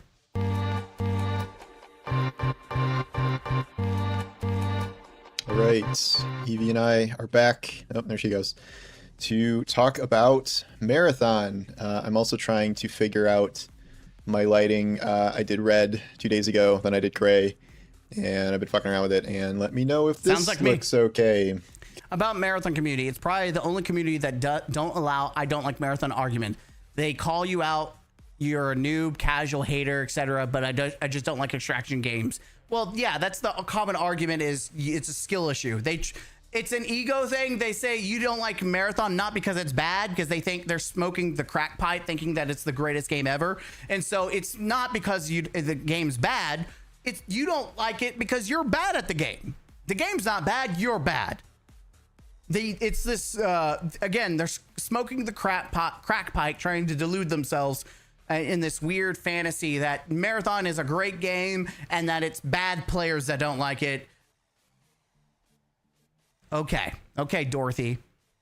Because I'm colorblind and I cannot see shades of some colors. Anyway, so we did the big Destiny finale yesterday in terms of its last hotfix, barring any emergencies. Yep. I don't know. I'm still playing. Same. We'll see how long that goes. But yep. Figured it was time to turn back to the game that Bungie is now focusing all of their efforts on. Bungie has no choice, mostly because the other part of the studio that would make the other game is gone. So the only Marathon, the only Bungie that remains is the Marathon crew and a couple of other Bungie that are, I guess, being absorbed by Sony. We still don't really know what the heck is going on with them. Outside of whatever incubation they have going on, that is several hundred developers, and that, of course, is Marathon. The goal with Marathon now is that it is the sole game that needs to support Bungie or, be the flagship of Sony's live plans going forward, given how things have gone so far and the upcoming slate of games that don't look especially promising. But we are now, we've kind of been in the spot, but now we're especially in a spot where the future of Marathon does not look promising, probably on a scale that we have not seen before. If you don't want to watch a Marathon doom and gloom video, turn it off now. Hey, Scarrow, you might want to turn off the video, bro. Oh, no. Hey, at least he admitted it's a doom and gloom video instead of Scarrow making this. I'm sorry. I'm being facetious because we just did a video reacting to one of the most dishonest posts I've seen from a content creator. Oh my god. Oh, but just numbers, man, and looking ahead to the roadmap that they've kind of talked about coming up here. And the latest numbers we have are a peak of 6,700 players yesterday. Yesterday was 7,000 in terms of Steam, and then Steam is about a 2-to-1 ratio for console. So we're, a little over 10,000 concurrents for the whole game. This is bad on a level that I think is irredeemable at this point, namely for a few reasons. First, I think Marathon has just been set in stone in the minds of so many people now that I don't think there's any real reversing it. It has. This is something that people need to understand. There are some games that they have absolutely reversed opinions. Even like, for example, the worst Starfield, right? Starfield was able to, like, if I look, I'm curious to see. I'm gonna look it up. I think Starfield even slightly redeemed itself a little bit with it, the last update that it did, which is really big, because even though a lot of people still don't like it, it did see an improvement. Yeah, like, I think this went up on, it was 6.8. I think it was lower than that. Like, I could be wrong, but I'm pretty sure the rating for it just went down, and it came back up recently with their update that they did. But anyways, and then another example, we have like No Man's Sky. Fallout 76 is a massive one. Cyberpunk. These are all examples of games that came back from, like, I would say, really bad positions. But there's a couple outside of Fallout where, you have Todd Howard, saying, 13 times like overblowing, gaslighting you on something that is just completely not true. Outside of Fallout 76, the other games weren't really gaslighting people. They weren't. It's not the same situation as Bungie and Marathon, as one, first off, people were actually excited at the announcement of both No Man's Sky and the announcement of Cyberpunk. It was only after the release that it got, went downhill with obviously the issues that they had. Marathon was already downhill before it even launched, right? It was already downhill. People saw gameplay of it, and then they are like, no. Secondly, no one really asked for this. Like, no one asked for Marathon. You could say that no one asked for Cyberpunk, but when they announced it, people were on board with Project CD Red because, Witcher had done such a banger job and they were willing to give Cyberpunk. No Man's Sky was from a dev, a new, like, I don't know if they're indie, but they're definitely not like someone that was popping with other games. So people were like, oh, okay, so this is new, this is fresh. Another thing is, unlike the indie game and, Bethesda, Bungie had a bad reputation already going into the announcement of Marathon. Bad reputation. There was layoffs that happened. There was a lot of negative things. Destiny was going down the toilet. Leadership was making bad choices. So there was a culmination of things that led to Marathon getting a lot of negativity. Whereas Cyberpunk really didn't have that. No Man's Sky didn't really have that. Fallout 76 really didn't have that until their launches. Marathon, again, is its own little beat. And it is not improved. People were not changed. Their minds weren't changed. And unlike Fallout 76, unlike Cyberpunk and No Man's Sky, people were not willing to give Bungie the opportunity to fix the game. And another thing you have to think about is a lot of the things about, like, Cyberpunk wasn't like the gameplay itself that people hated. It was the fact that you couldn't play it. But No Man's Sky had a lot of issues of not having content that people wanted. Same thing with Fallout 76. Marathon, for all intents and purposes, it was shipped content complete. There was no bugs, there was no issues. Unlike those games with they were not complete. There was errors. Fallout, didn't have, it was like a blank template. People just, it was like, here's early access. Marathon doesn't have that excuse. And all these other companies have more, positive, reputation. They've made good games. They really hadn't done anything at that time to upset their communities, and so they have some grace. The community gave them grace. They're upset, but when they re-released these games or added and built up these games, people were willing to give them the benefit of the doubt, give them a second chance. Bungie's been giving like 30,000 chances with the Destiny community. They have constantly been making poor choices, consistently showing that they do not care about, you know, the leaders, at least before Sony took over, didn't care about the players or the Bungie community. And then Sony kind of put on top of that they didn't care. No one's going to give them any grace because grace has already been given. So when what this is leading up to is, you're not going to see people turn their opinions like you did Cyberpunk, No Man's Sky, and Fallout 76. It's just not going to happen. You're not going to see these opinions. It's cemented because there's no grace to give. There's no support. Not only that, these other studios didn't cancel one of their. It's like if Blizzard decided, you know what? Sorry, not Blizzard. Bethesda decided, you know what? We're going to cancel our other IPs we're working on. No Elder Scrolls 6. We're going to focus solely on Fallout 76 instead. People would have lost their shit. Cyberpunk.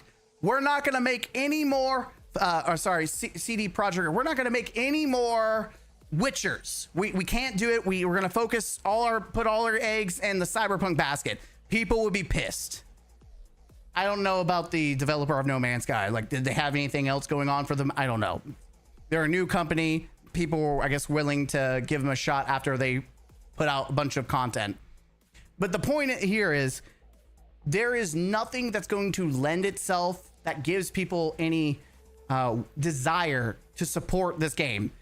It's been bad decision after bad decision after bad decision after disrespect, and more disrespect to multiple people in the community. Like, you're already frying the Bungie community and the people that support you for years financially.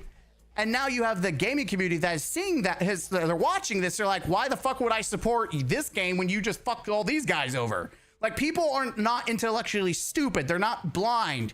People that are in the know and are active online, like in the internet, and they're watching, they're observing.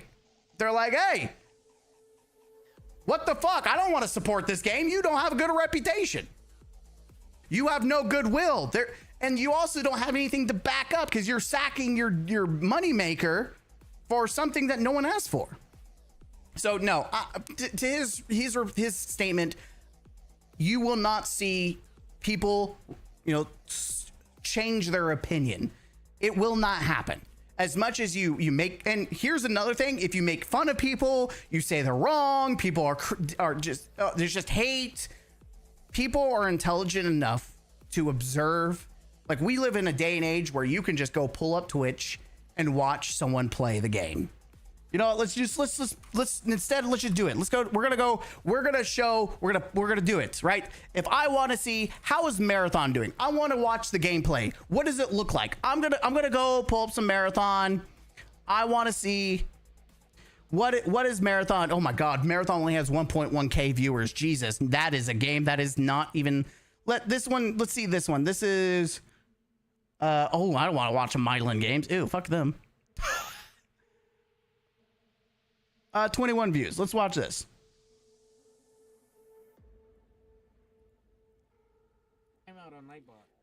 So you can pull up gameplay right now. You can watch someone play the game. You can watch them how it looks. You can come to a educated, informed decision. Do you like the art? No. Do you like the gunplay? It's fine. Do you like the maps? Do you like the hero shooter aspect? No. You can come to an educated decision by observing. We don't live in 2000s where the only way to understand a game is either watching what you can see gameplay wise from GameStop, TV, or reading a Game Informer, or just straight out playing it and then hoping it's good enough so you can, or you have to, lose $30 and get $30 credit for a trade-in because GameStop's going to, take $30 of your money. You've got to hope. that it's a good game. We don't live in that day and age. We live in a day and age that now you don't have to play the game to have a voice, an opinion. You can observe the gameplay and you could say, I don't like this shit. You can just say you don't like it.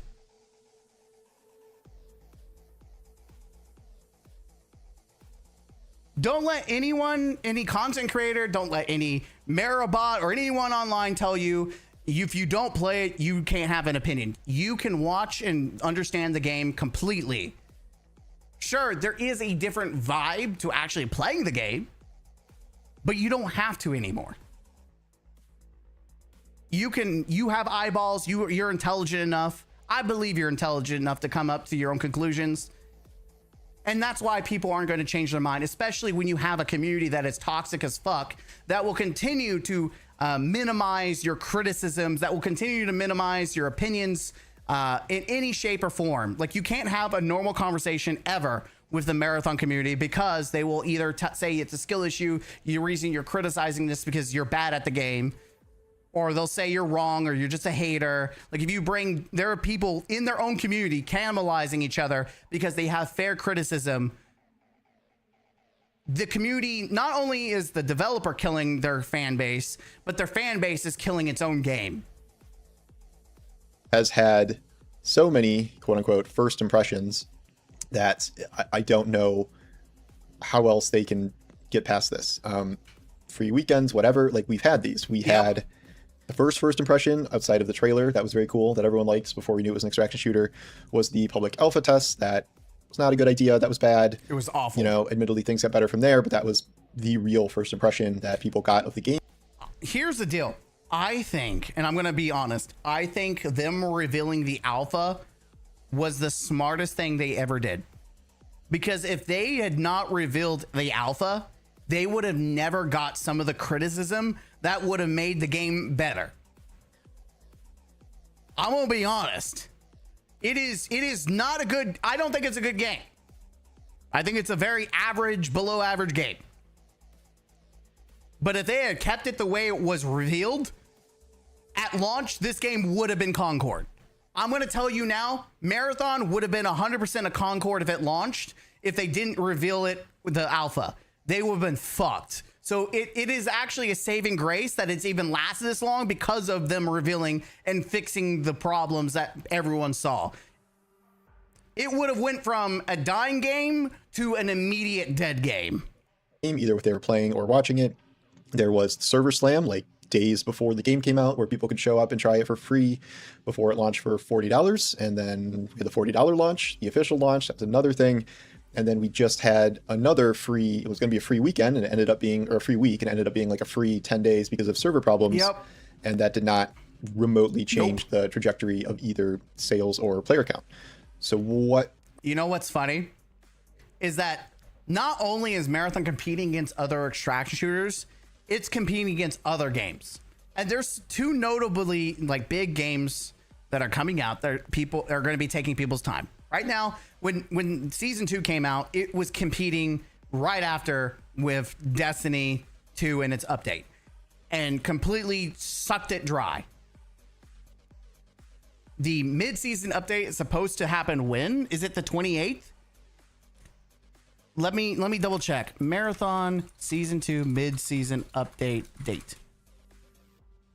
It's supposed to be July 21st.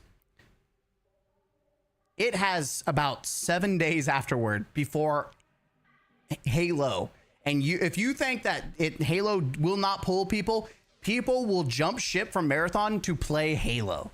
And viewers will watch people play Halo because every content creator that is like me, but they're actual professional content creators, will be playing that because they know the hype that it's going to generate. So they're not going to be playing Marathon. They're going to be playing Halo. So it's going to suck that update dry. And then later down the line, you're going to see, guess what?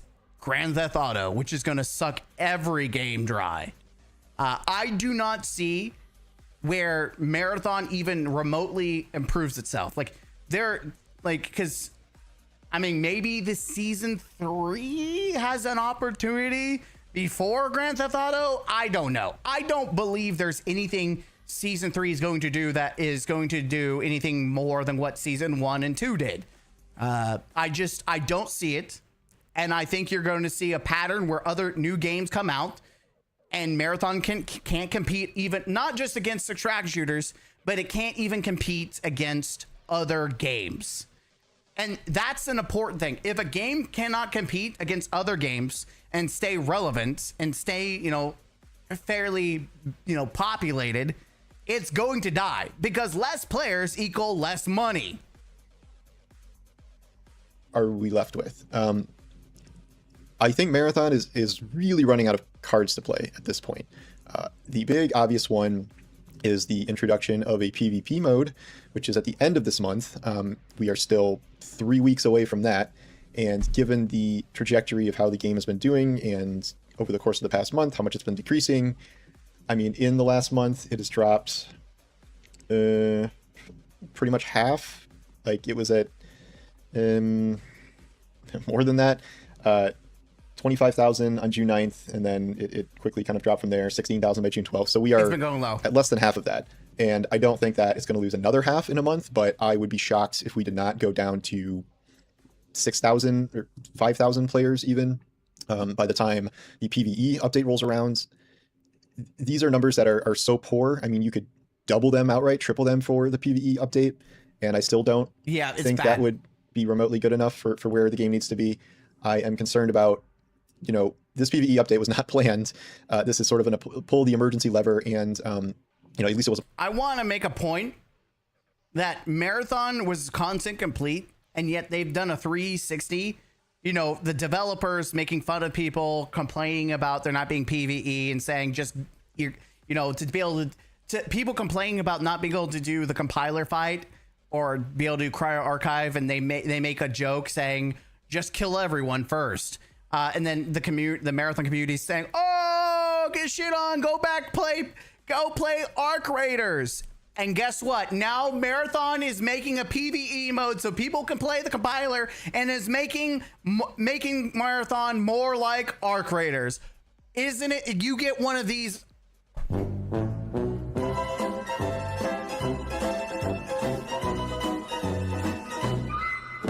It is this, not only is this game and developer a joke, the community is a joke, and it writes itself. People make fun of them because rightly so, it's justified and deserved. You don't act like a clown and make fun of other people for wanting something, like a consumer wanting something from a studio that's known for doing something. Again, you go to Pizza Hut and you want a pizza, and people make fun of you and say, you don't like burgers? You want pizza? Go to Maggio's. Like, you get what you fucking deserve. And this whole situation is a clown show. It's a circus. And all you gotta do is sit and laugh and point. That's deservedly so. A plan for this early, pull the emergency lever and try and get people engaged in the game in a different way with a mode that is almost entirely separate from the main extraction shooter aspect of the game. Its own progression system and loot that you don't actually extract with, currency to upgrade that specific mode, or maybe buy some items for more normal play. But I don't imagine many people would use that as a primary item source. This is after they've already tried to appeal more to casuals with these sponsored kit modes where you go in risking nothing, which has not worked at all. And then you can come out and get loot for the other modes, except maybe you'll just say in sponsored kit mode. The big test here is I don't know what you do after PvE mode. The concern is that since this was sort of thrown together, I think this is going to be more of a bare bones look at PvP or PvE, and not something that has been in the works for a long time. It's more of like a trial balloon in terms of okay, do you guys like this? Should we build this out? But how long does that take? How much money does that? I'm going to tell you right now, I think this is going to be confirmation bias, because they're going to release PvE. You might have some people play it. You're going to have some diehards who are going to desperately play it and try to convince people this is the greatest thing, even though they're the same people that shit on people for asking for a PvE. They're going to sit there and slop it around and gaslight you like they didn't say that. and it's not going to do well. You're not going to see a massive increase or, long-term retention of people coming and playing because one, you have to, unless it's a free week that this comes out or free weekend, no one's going to buy the game for one PvE mode. No one's doing that, especially if you don't even get to keep the loot. The reason Tarkov works is because it's a full-fledged, fleshed out PvE mode that all the loot stays in that mode and you can play from beginning and end like you would if you were playing on the actual like PvP side, except it's just straight PvE with a quest and everything. Like it's a fleshed out thing. This is, like he said, a patched worked mode that will not make people spend $40 for. You're not getting what you want. If you are a PvE lover, one fucking mode is not going to be worth $40.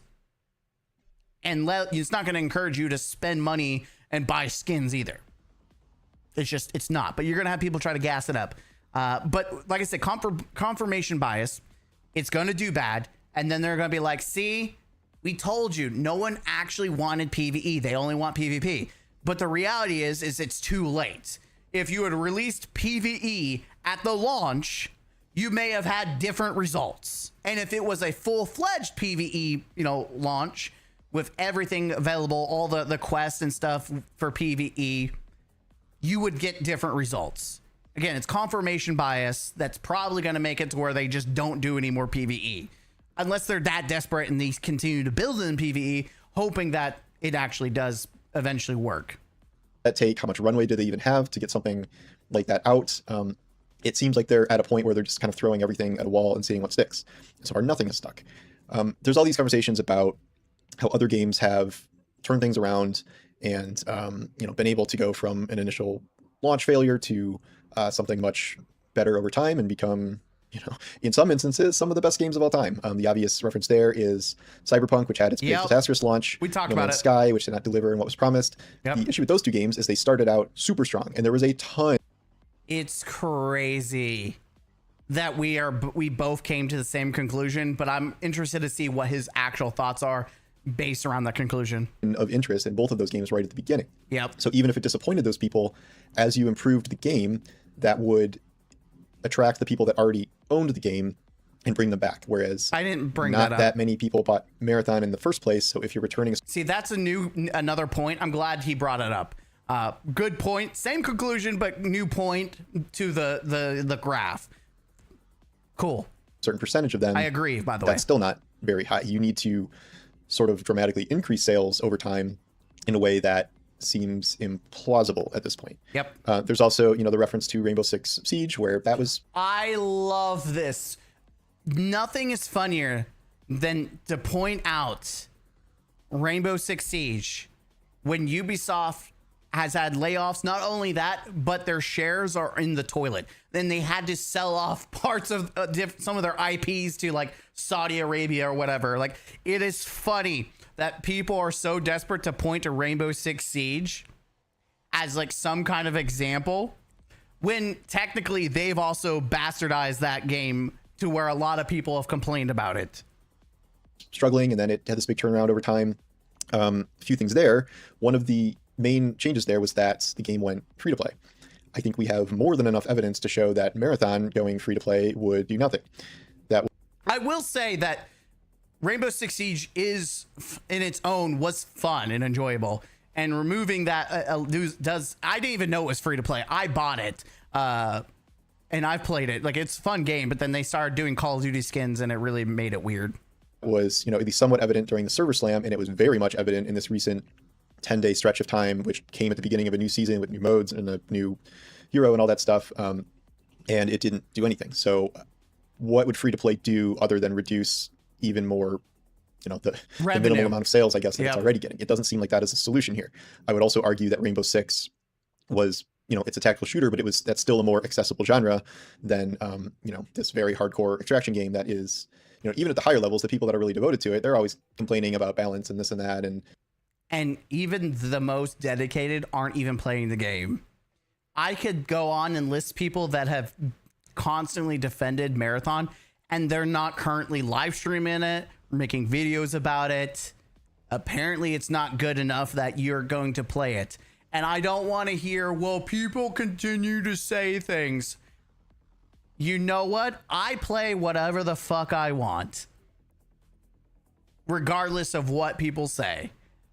If you like, and first off, I'm not gonna shade them if their goal is to make money. They're gonna go where the money is. That's smart. It's your career. It's your job.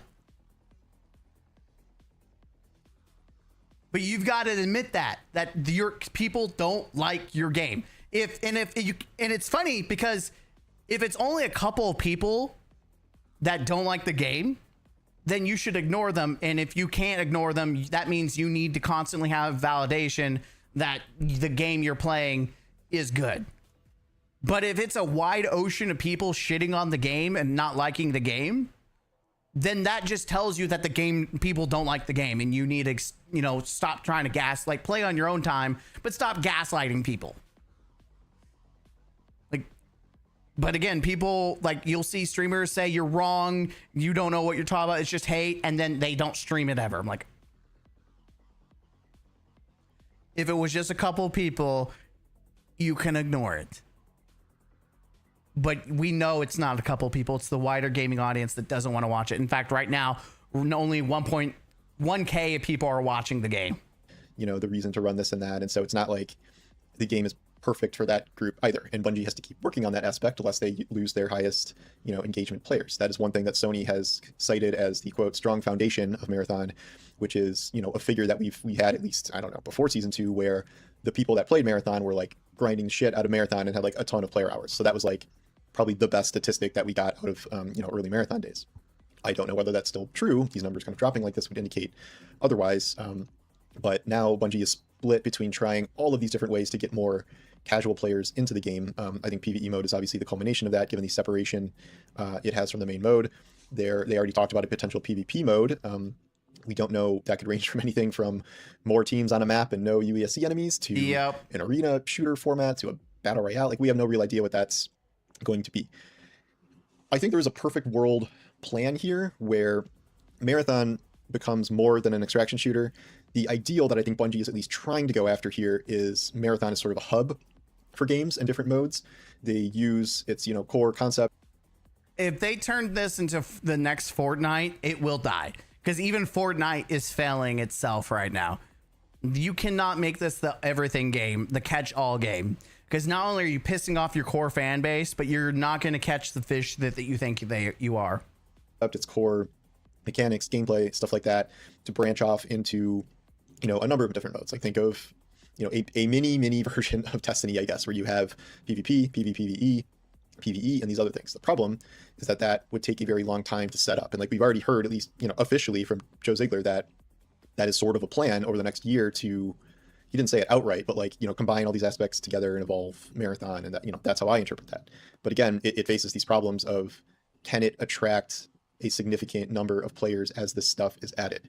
And I think that things are sort of too etched in stone in the minds of most players now, where even if you add something like, a dedicated PvP mode or PvE mode, it is a tough sell. And it is a keyword sell, because you still have to buy a $40 copy unless they're doing something like the PvE mode is free, and then you got to pay for the Battle Royale mode and or for the extraction mode.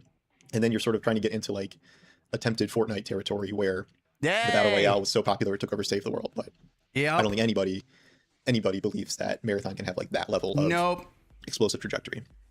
I don't think you can recover from this. I just, the numbers have gotten so low that I don't believe there's anything that can turn it around now. And I'm not, being doom and gloom because I hate the game or anything, but this is alarming. Things were not great when the game was even with Destiny-ish. When it got down to that point, they were both doing 18, 20 a day, and then we've had this recent situation of explosive Destiny engagement, and Marathon being a fraction of that. I don't know if I'm not one to directly compare those perhaps as much. I guess it's worth noting if I have compared them, but it's a different situation. The finale of an 11-year franchise and the game being in a really good state, as opposed to Marathon, which I think it's been clear that the vast majority of Destiny players have not really jumped over to. A lot of the most engaged players with Marathon are some of the formerly hardcore core Destiny people, but as Destiny has had this finale, had this ending engagement, and people are pissed at Marathon, I don't think that is the thing that is pulling people away from Marathon. I think people are just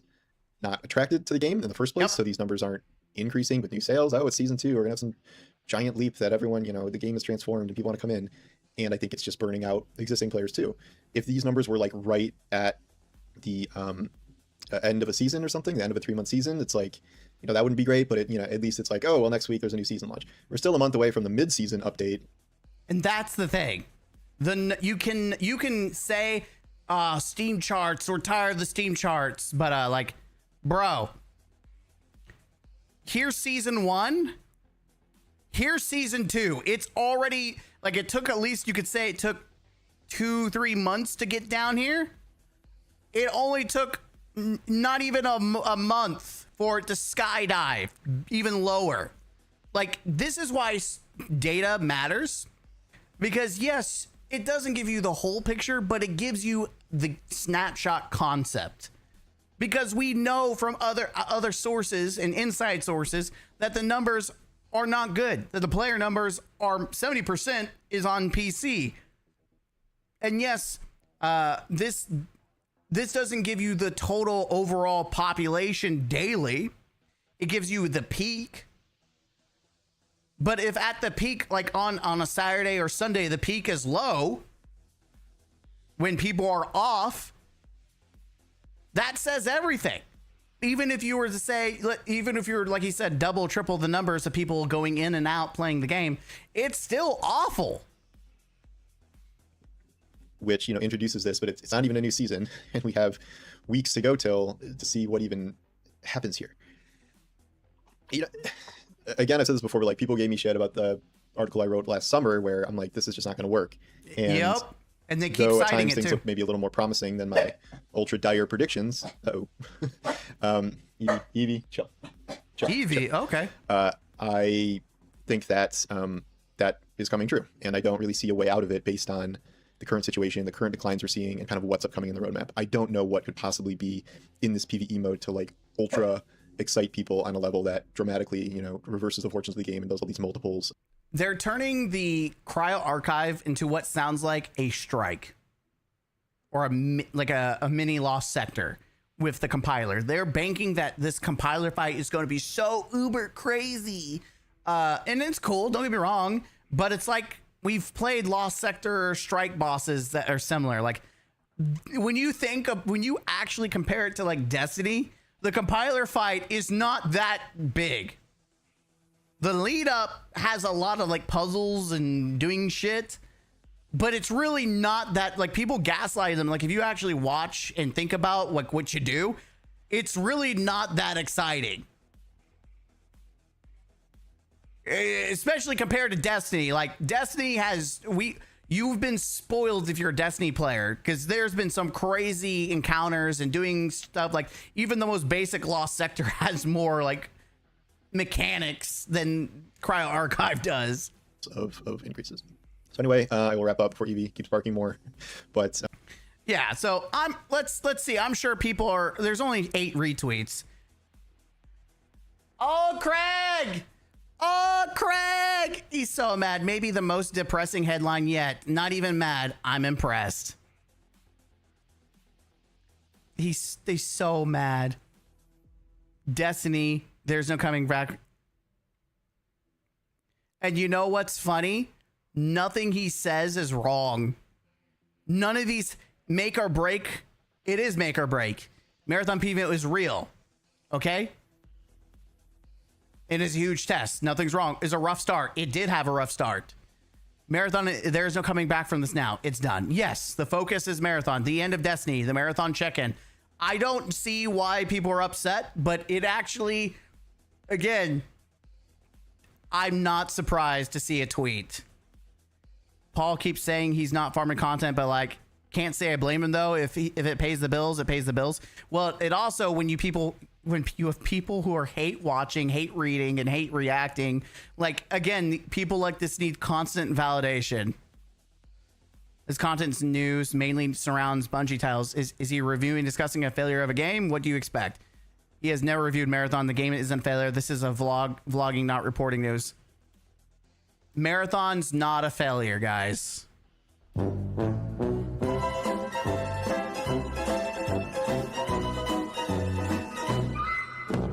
I need the crack pipe that these people smoke. Why would they release season 2 without PV aspect? I think that was a big fumble on their part. If they don't release the, here's the deal. They should have done the compiler. Like, it would have gotten more traction if the compiler fight was the mode that was during the free week. Because then it would show people, hey, this is a flavor, a taste of our in-game content. The content that we not only did we jerk off, but our content creators jerked off about saying, you don't even know the maps, the marathon map, the ship and the Cry Archive was so circle jerked that they're like, hush, hush, we can't tell you about it, but guys, it's going to blow your mind away. That's the kind of shit that you should have showcased for the free week. But when you don't do that, you lost the plot. You lost the plot. But I'm not surprised. Oh, Craig, you want to see my vagina? God, I need to download that clip. It's so funny. But yeah, I'm not Big Box. Did they change their name? I think they did. I don't think you're right about people regularly deciding on Marathon. The nature of live service is the gray area. A lot of people will come back if season 3 looks cool and has another free week.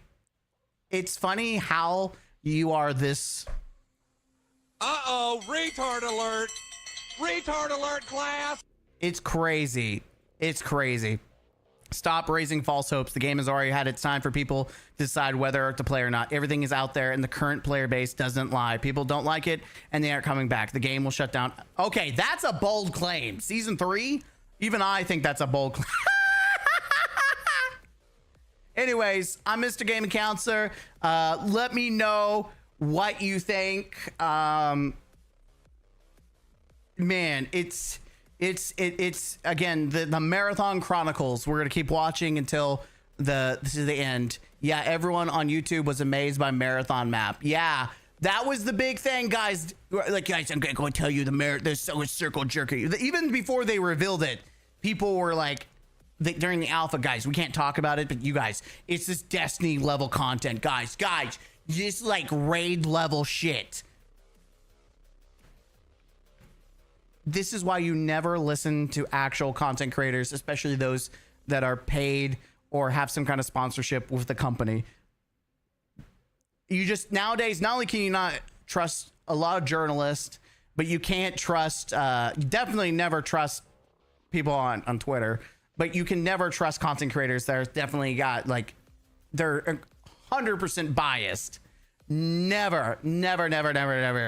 In fact, I would even say, even me, you should always question and come up to your own conclusions. Don't bite the hook immediately.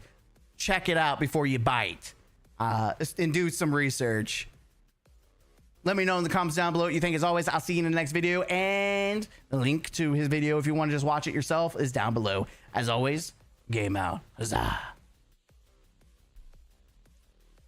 Yeah, everyone in YouTube was amazed. Yeah, PvE would get me to play Marathon at launch, but now I'm nobody's last resort. I mean, I think the ship has sailed for a lot of people for PvE. I don't like, but he's right. I'm not recording, but I'm going to say this anyways. He's right that if they were to do what Tarkov did with PvE, it would take years to do, or quite a while, a year or so. Bungie does not have that time. They don't have the resources anymore because Destiny's end of service. They don't have the people because they lost some people from Marathon. And the pressure from Sony is more than it's ever been. And as you can see, as the population goes down, people are not willing to wait. People are not willing to stick around and see. By the time that they even create this, most of their population will be gone. We've had two, like the second season was just one new character and turning one of the maps into night mode. It's lazy, it's cheap, and it's not going to, like, that was also a complaint on the side of, you know, Arc Raiders. The content that they pushed was similar to what Marathon pushed, which is why Arc Raiders has said, okay, we're not gonna continue to do this quarterly. We're gonna try to make this one big update that's substantial, and we're gonna wait to see if that pays out. We don't I don't even know what Arc Raiders is right now. Like, I'm sure they've gone down, and I mean, that's still pretty good. 50K, like, I'm guaranteed that, yeah, they plateaued too. But this is Shrouded Sky, this is Riven Tides. These didn't have substantial updates that people wanted. So there's been, I didn't realize, but they've had multiple releases. More so than what? Like, no, December, and then 2 months, 3 months, then a couple of months. I mean, even that during this time they had over 100,000, but these updates weren't good enough to keep people retained. So if they do a big update, people will come back probably. Like, I do think that Arc Raiders will see a big increase. The problem is, if you compare this to Marathon,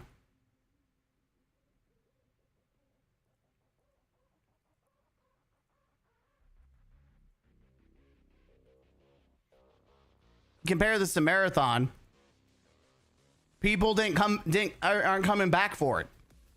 You got half of what you was playing. You're not even getting people coming back for even that long. Like, it was not even halfway through the month, and it's back down to where it was. Yeah, they didn't even take long. So I'm not surprised. But listen, there will come a day where I do believe Marathon will shut down. It's not a matter of if it gets shut down. It's a matter of when.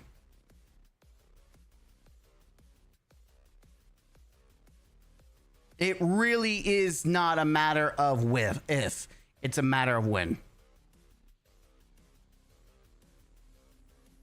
So, anyways, I appreciate you guys hanging out for a couple hours while we react to stuff. There was a couple of things in the news, and the stuff at the end was kind of tacked on. I didn't expect to react to all of this, but we'll just sit and chill for a minute before I get off. Just kind of unwind. So I'm just gonna lean back a little bit, just kind of chill with you guys. A lot of people will come back for another free week. Laugh my ass off. A lot of people didn't even come for the first free week. I did. You know what's funny? One thing people can't say about me is that I'm not a LARPer or a grifter. I played the alpha. I played the beta, or whatever it was called. Then I played the season 2 free week. I played, 4 or 5 hours. Like, I actually played, and I wasn't sitting there just shitting on it the whole time. I was actually trying to play and have fun with it. That's one thing. And I'm sure that that really pisses these people off, is because I actually do give it a shot. Like, that is you'll never see someone from outside of they go a different direction. Like, that there was the whole thing with old Greg, getting mad that I talked about the comment and then completely took the video I talked when he came into the chat. He took it out of context and posted the clip on Twitter,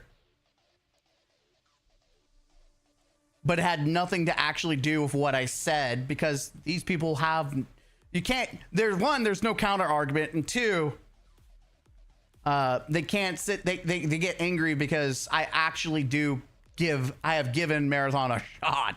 I've actually played the game on multiple occasions.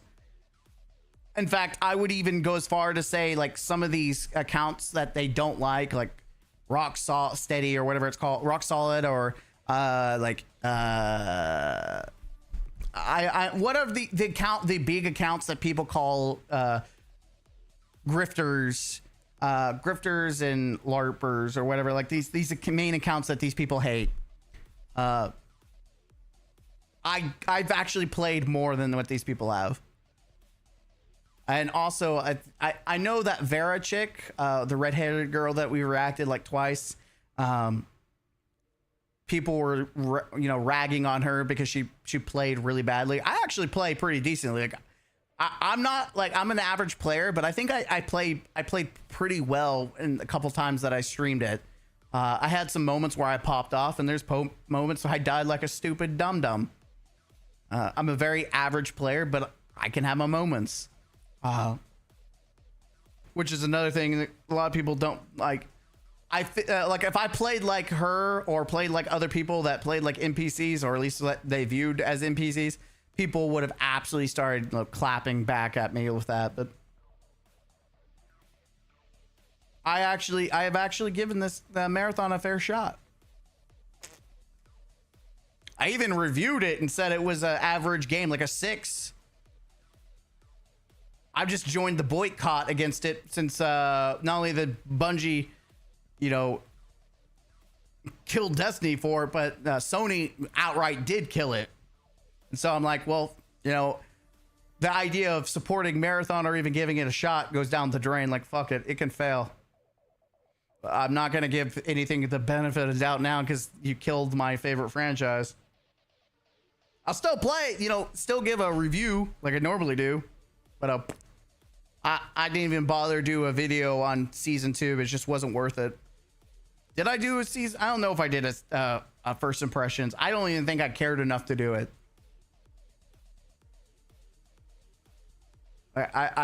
In Destiny 2, the new update was coming out, and I was like, I'm more excited for that, which says a lot because I was disenchanted for Destiny for like a year and a half. Like, the whole reason of trying to sell my main account was to break the shackles and to free myself to move on.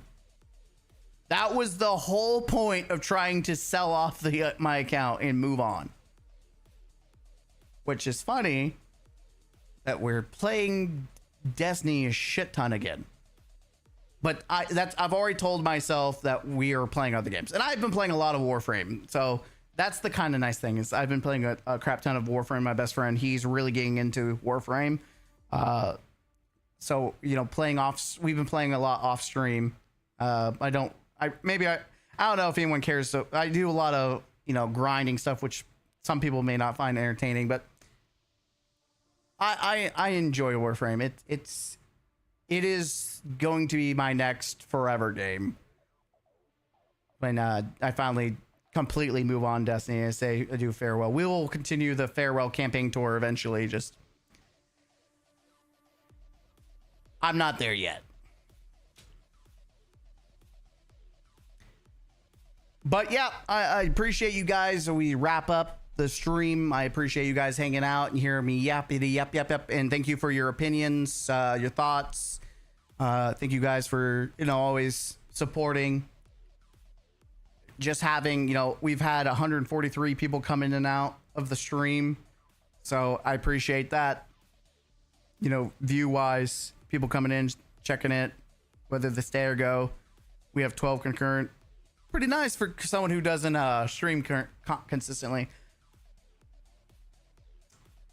But yeah, I will say have a good night or evening wherever you may be, and I will see you in the next one. I'm going to go to bed, and then tomorrow is my last day for the week, for this week, for my students, and then Friday I'm off. It's looking like a really fun summer. It's been a really good summer. I think this has been really relaxing. No stress, no mess. I hope you guys are having a great summer too, wherever you may be. Or if you're across the pond and do you get summer or do you have winter? I don't keep up with the other parts of the world and what's going on in your seasons. Not to be disrespectful. I got too much going on in my life to babysit the rest of the world. So, no, you missed my conspiracy theory comment. I will take the time to read it real quick. Conspiracy theory time. What if 1, leadership told Tyson Green to make a shitty DLC so people will drop D2 and go to Marathon? I don't think that's the case. What if Bungie showed the Marathon Alpha on purpose because they knew it sucked to buy some time to develop it a bit longer? I don't think that's the case either. What if devs already knew Destiny will die? That's why they delayed the March update till June and dropped the end of service info in May. I don't think the devs knew, and Paul Tassi even said that a lot of the devs didn't know because your point 3 crazy is already been explained and debunked. The devs were working on the next DLC. They were working on Shattered Cycle. They were told somewhere down the line to stop working on the Shattered Cycle and work on Monument to Triumph. So that 3 is already out of the water. I just don't think the other two are just leadership telling them to make quick expansions to keep afloat while they make Marathon. Yeah, good night, mister. I got 2 hours of shift left and it's 8 a.m. Well, I hope I hope the rest of your shift goes well. I don't know how much of your shift I was able to help pass, but I hope it was enjoyable enough. So yeah, I'll see you guys later. Have a good night / evening / whatever you do. Goodbye, Twitter. Twitter's off. Now we stop YouTube. Goodbye, YouTube. Have a good one. I will see you later. Bye bye. Bye, YouTube. I see you later. That's right. That's right. I'll see you later, YouTube. You have yourself a good night. I reckon I'll see you later. Oh, Travis, you came at the wrong time, brother. I'm about to head out for the night. You have yourself a good one, and I'll see you in the next stream. Sorry, Travis. We'll